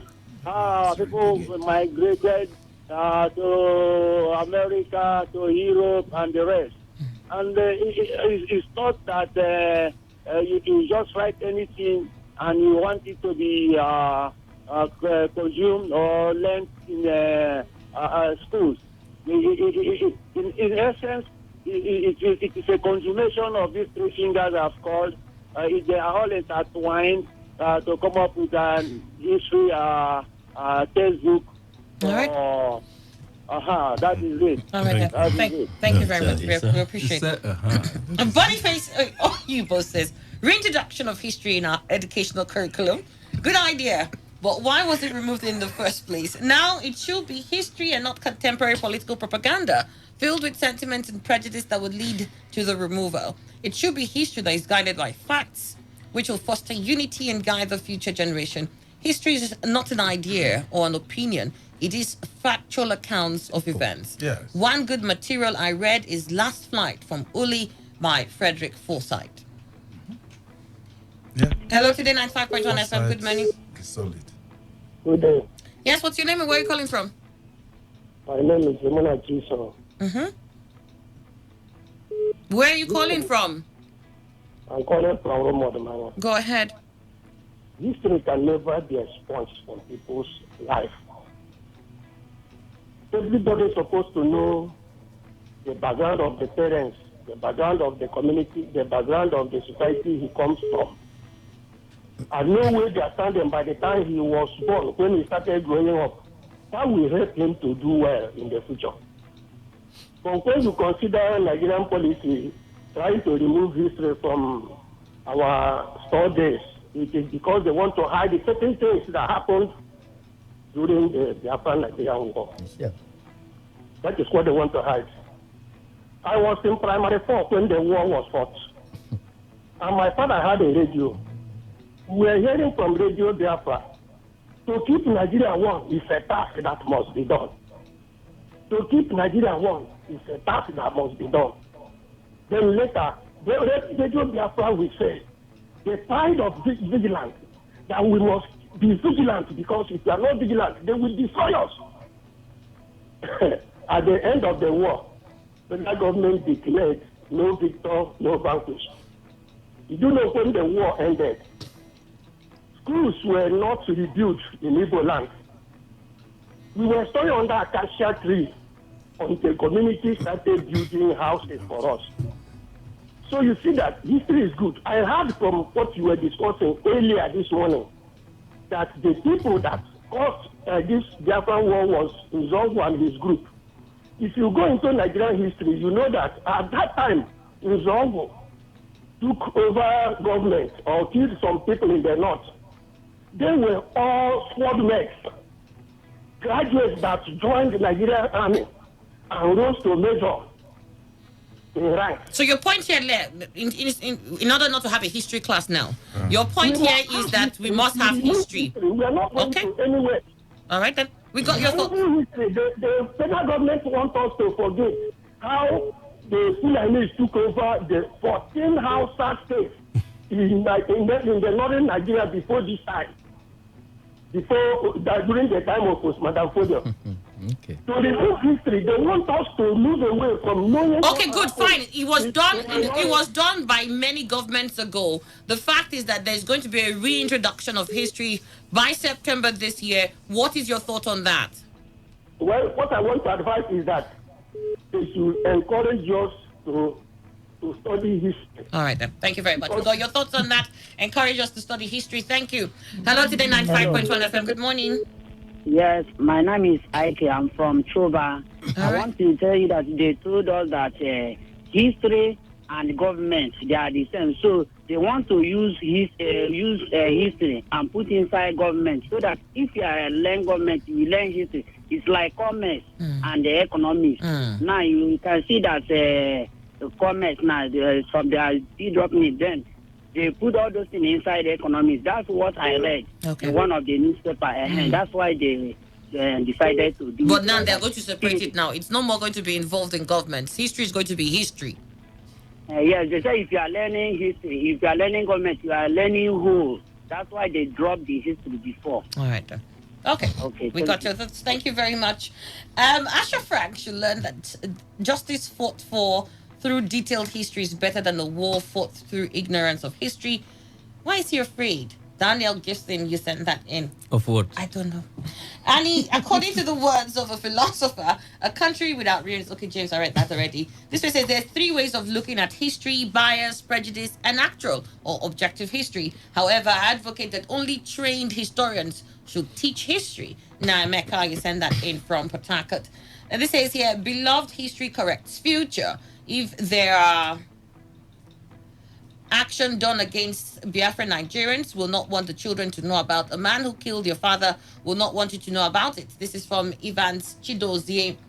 Good morning, everyone in the studio. I totally agree with Lord Asha Frank that some part of events should be referred to as contemporary history to avoid eyebrows. Boniface Oyibo says, reintroduction of history in our educational curriculum, good idea, but why was it removed in the first place? Okay, the one that says last flight from Uli. I read that already. Annie, it's because of history, the South. I heard that before. You sent that opus.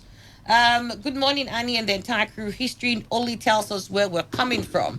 Our present, future endeavors, the reintroduction of history into school curriculum is a very welcome development, but we have to be very careful because I don't believe Mungo Park was the first man to discover River Niger. This is from Noble, C.C. Diko, Biama, the West. I doubt if he was the first man to discover. That was his history. All right, then. We've got to go. Precious UTK. Well, I can only commend the federal government for the reintroduction of history and always pray us all to be and always strive to be on the positive side of the Nigerian history. Thank you. All right, thank you so much, Precious UDK. And then Lord Asha Frank. Thank you.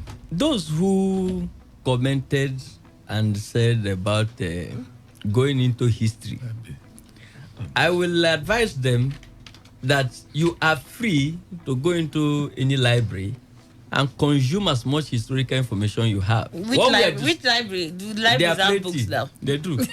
or you can go online and consume as much information you want. What we are discussing here is history that will be taught children in schools. how you want to learn history and how you want to know history as an adult, you are free. Nobody is encumbering you, except if you are an adult and you are still in SS1. Having said so, I know the histories of Nigeria that is very ennobling. The histories I would tell a South African and I will hit my chest that Nigeria is a giant. And I would say it with glory and I would say it with pride. And that is the history that interests me. Okay. The histories of how there was military mutiny and all that, for me, as of today, I consider them contemporary history that should be taught at a later date. Lord Asher Frank, Thank thank you so very much for coming to the studio. Opaka Dokubo. I think nobody is saying that history should not be taught, but for me, it's important what you teach, how it's critical, especially when you are telling children. What do you tell? How do you tell it at that stage? And then going forward, because history is just there. There, you may not find it.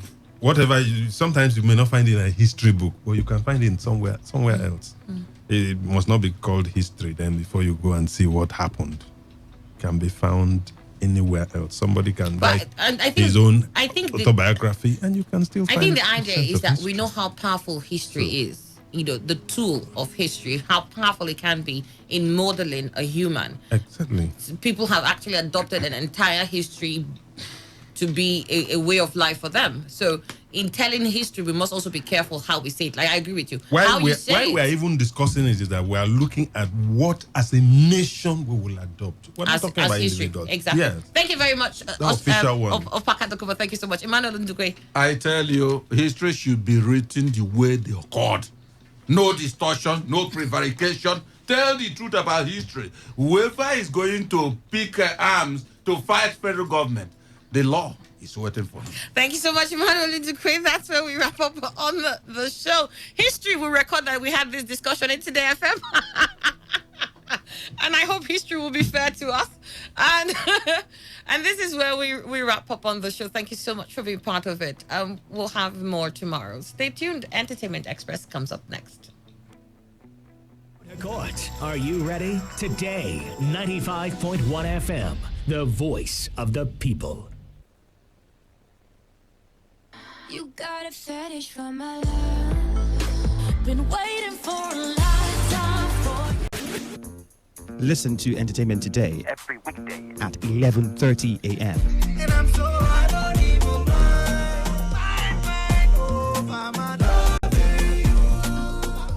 Every weekday at 11:30 a.m. Only on Today 95.1 FM. Voice of the people. You got a fetish for my love. Been waiting for a lifetime for you. Listen to Entertainment Today every weekday at 11:30 a.m. And I'm so I don't even mind.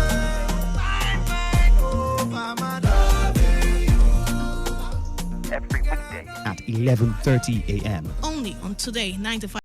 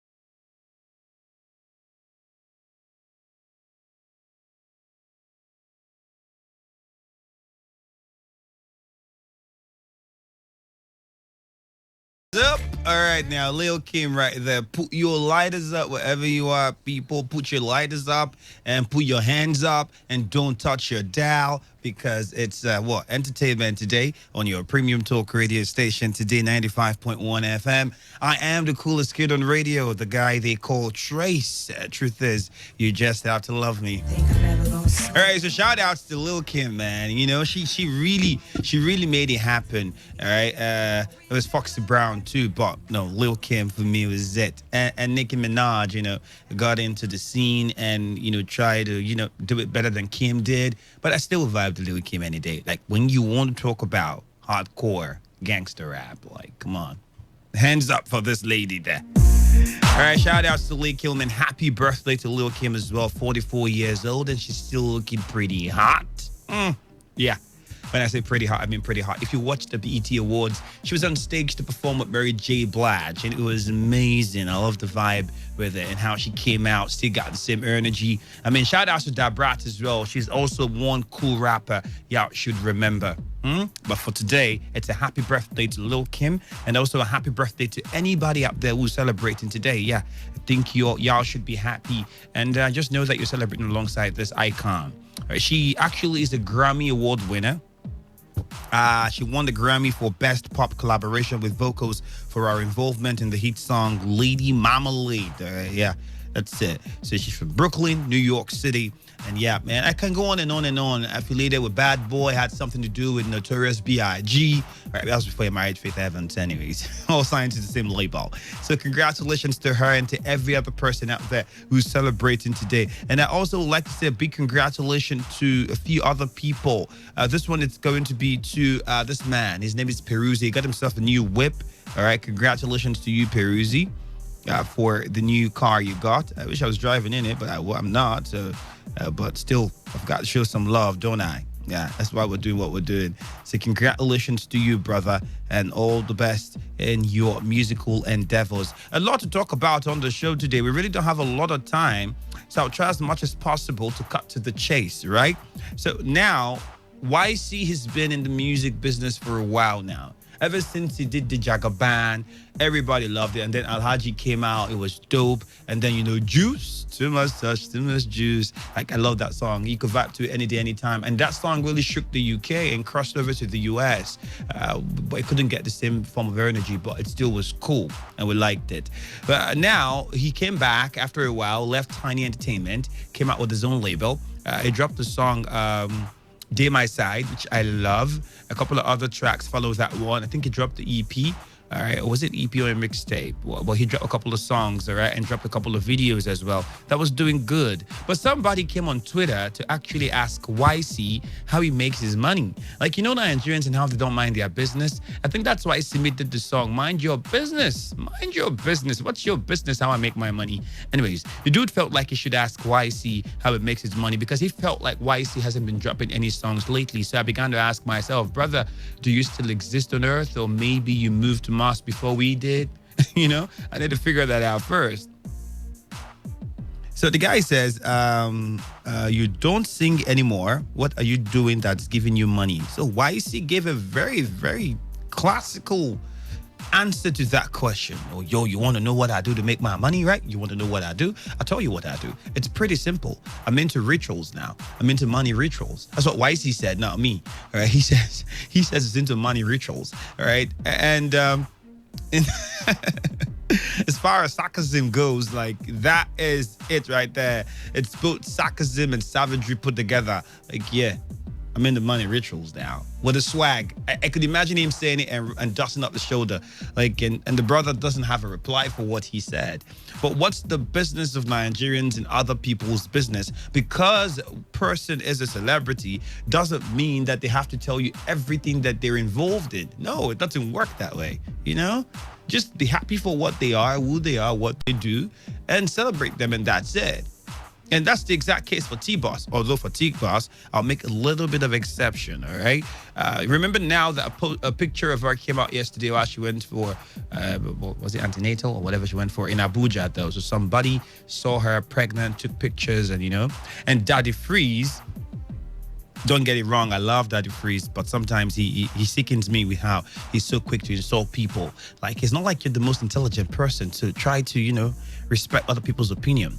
So Daddy Freeze was angry at the fact that somebody took a picture of T-Boss and posted it on social media. I don't see why, because Daddy Freeze, you do similar thing, If a pastor was doing something that you felt was not cool, they don't need to send you the picture of Daddy Freeze. You just collect it and post it on your Instagram wall just to make a point.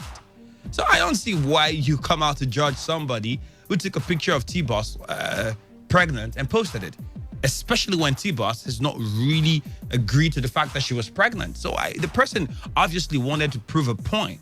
I don't know what Daddy Freeze's own angle to this is, coming out to say, I quote, foolish goat can't mind her business. Must she announce her life because she's a celeb? Why did this entitled digbat crawl out? Where did this entitled digbat crawl out from? Sad. Like, you feel like you're good at using insultive words, Daddy Freeze. Like, I wish I could talk to you, Like, I love your work. Like, you inspire me in many ways. But man, there's always a time where you have to sit back and look at yourself like, yo, what am I doing? What am I saying? Like, I don't think this makes sense. And that's why I can't say too much about it. I should just let it go. T-Boss is pregnant. Somebody saw it, took a picture, posted it. If you don't like it, go F yourself. Nobody cares. Like, you don't need to come out and begin to form a crusade.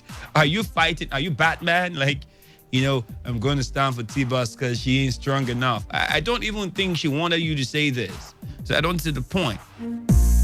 But he said it anyways, and that's his own business. Like, that's his own business. And it brings me to people who, dress up and show their skin.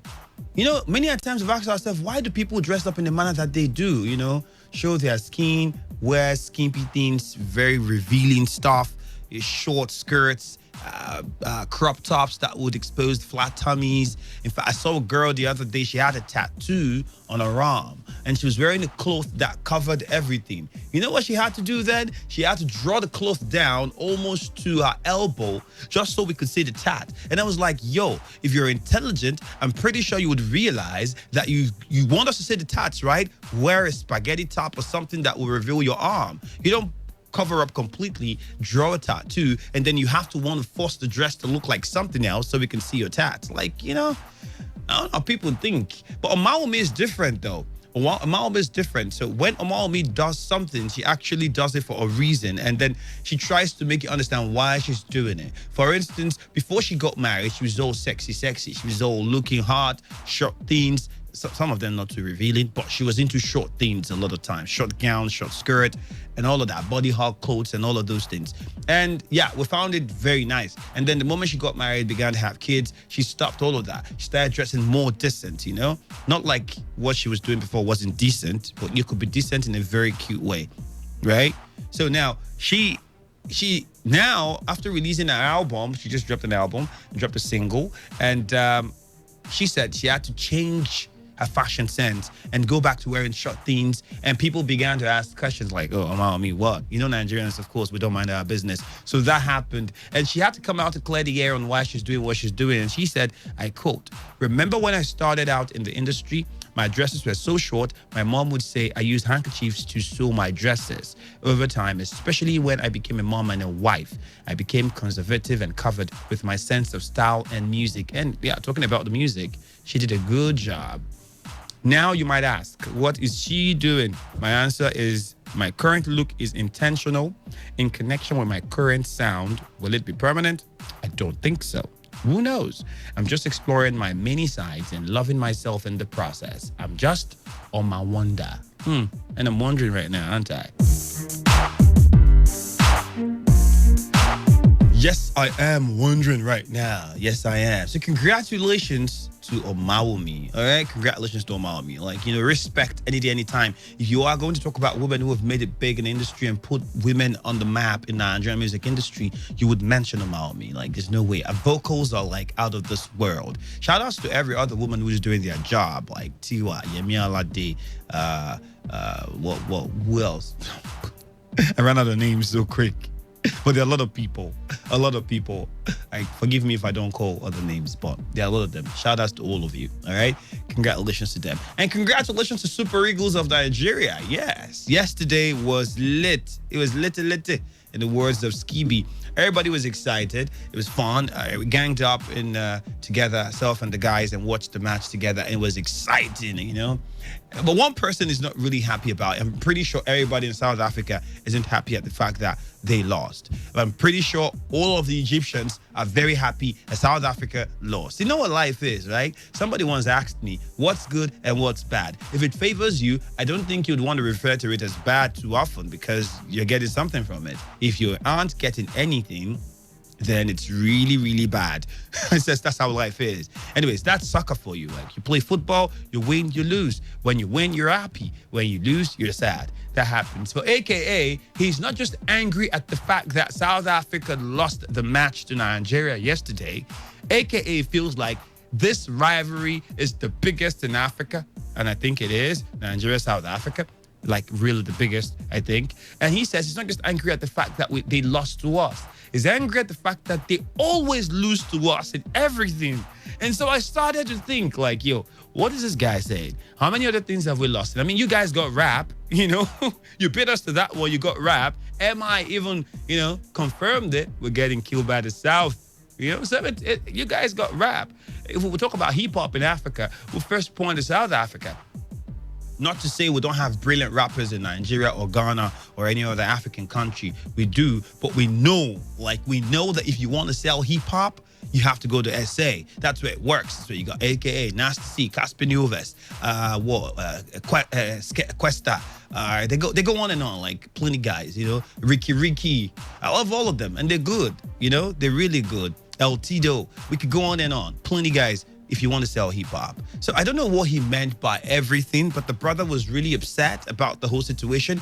In fact, he went on Twitter and he said, let me just quote his words exactly how he put it. He said, I quote, AKA speaking now, we should have just lost to Egypt rather than Nigeria. You know, and somebody said yesterday while we're playing the match, says it's better we lose to South Africa than to qualify and go to lose to Cote d'Ivoire or Algeria. We don't know who's going to come out tops on that one. We'll find out today. So AKA went further to say, we should have just lost to Egypt rather than Nigeria. It's a hard pill to swallow, man. We keep on losing to Nigeria in every way with the heartbreak emoji. And he further said, I'm hurt, man. This match was bigger than football, the biggest rivalry on the continent. Why do we always have to lose against Nigeria at everything? We got comedy. Yeah, I know. We got movies. Yeah, we do. We got politics. Yeah, we do. We got population, right? We got corruption even. Oh my goodness, man. We got everything except for hip hop. Like I gave you guys that one. I think hip hop, you're doing great. And I think infrastructurally, you're doing better than we are doing as well. So there's some things that you have that we don't have. So AKA, brother, don't feel really bad. Some of this stuff happens, all right? Put yourself together. It's just one of those things that happens in life, all right? Serve at the moment. There's another time. There's always a next time. There's always a next time. All right, guys, but that's the much we can take on the show. Thank y'all very much. I have to wrap things up here. We don't have a lot of time, but remember, you can catch me up on Instagram. It's pretty easy. All you need to do is get on Instagram and search for love.trace. Yeah, very simple. Love.trace. That's LOVE.TREYS.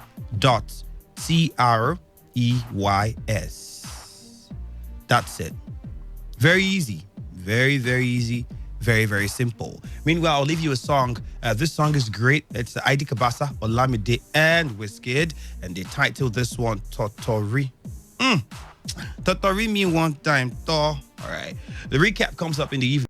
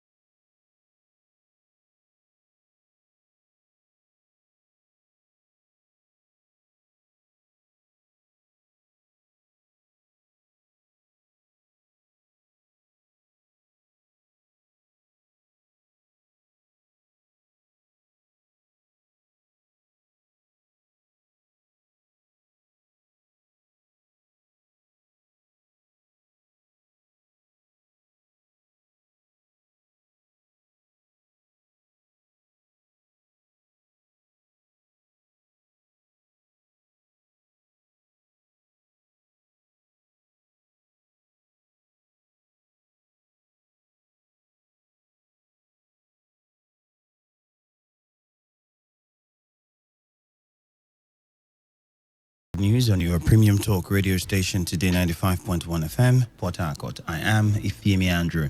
On the headlines, President Muhammadu Buhari nominates Justice Tanko Mohammed as substantive CJN.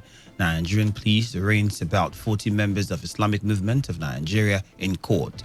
New Commissioner of Police Mustafa Dandaura takes over in Rivers State, and on the foreign scene, U.S. President Donald Trump orders investigation into France's planned tax on tech giants. And now, the details.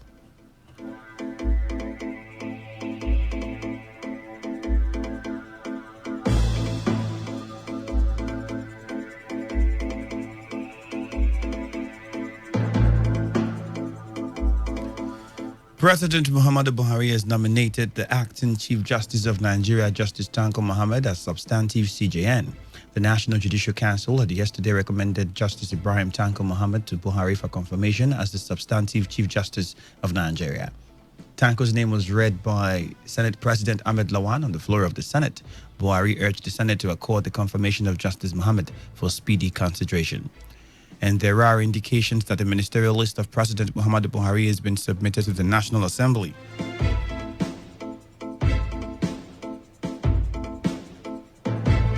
Reports say between 12 and 15 ex-ministers may make President Buhari's new cabinet. But there was still a bit of uncertainty in the size of the cabinet, as the president has the constitutional right to have a 36-man or a 42-man cabinet. The president is said to have decided to retain some of the ex-ministers on merit. And the Senate has summoned the Nigerian ambassador to South Africa to explain the circumstances surrounding the alleged murder of the Deputy Director General of Chartered Insurance Institute of Nigeria, Elizabeth Ndubisi Chukwu, in the country recently. The upper chamber asked the Ministry of Foreign Affairs to issue travel alerts to Nigerians traveling to South Africa, and also urged the ministry to carry out a comprehensive investigation into the death of the woman. The Senate took the decisions following point of order raised by Senate Minority Leader Eyinaya Abaribe, who drew the attention of his colleagues to the gruesome murder of Ndubisi Chukwu. Abaribe expressed concern over allegations that Emperor Palace Hotel and Convention Center, where she had lodged, was reluctant to cooperate with the law enforcement agencies to unravel the circumstances surrounding her suspicious death. Commending the federal government for its prompt action in seeking the South African authorities' explanation on the death of Ndubisi Chukwu, the Senate urged the federal government not to relent in its efforts to unravel the circumstances of the unfortunate demise.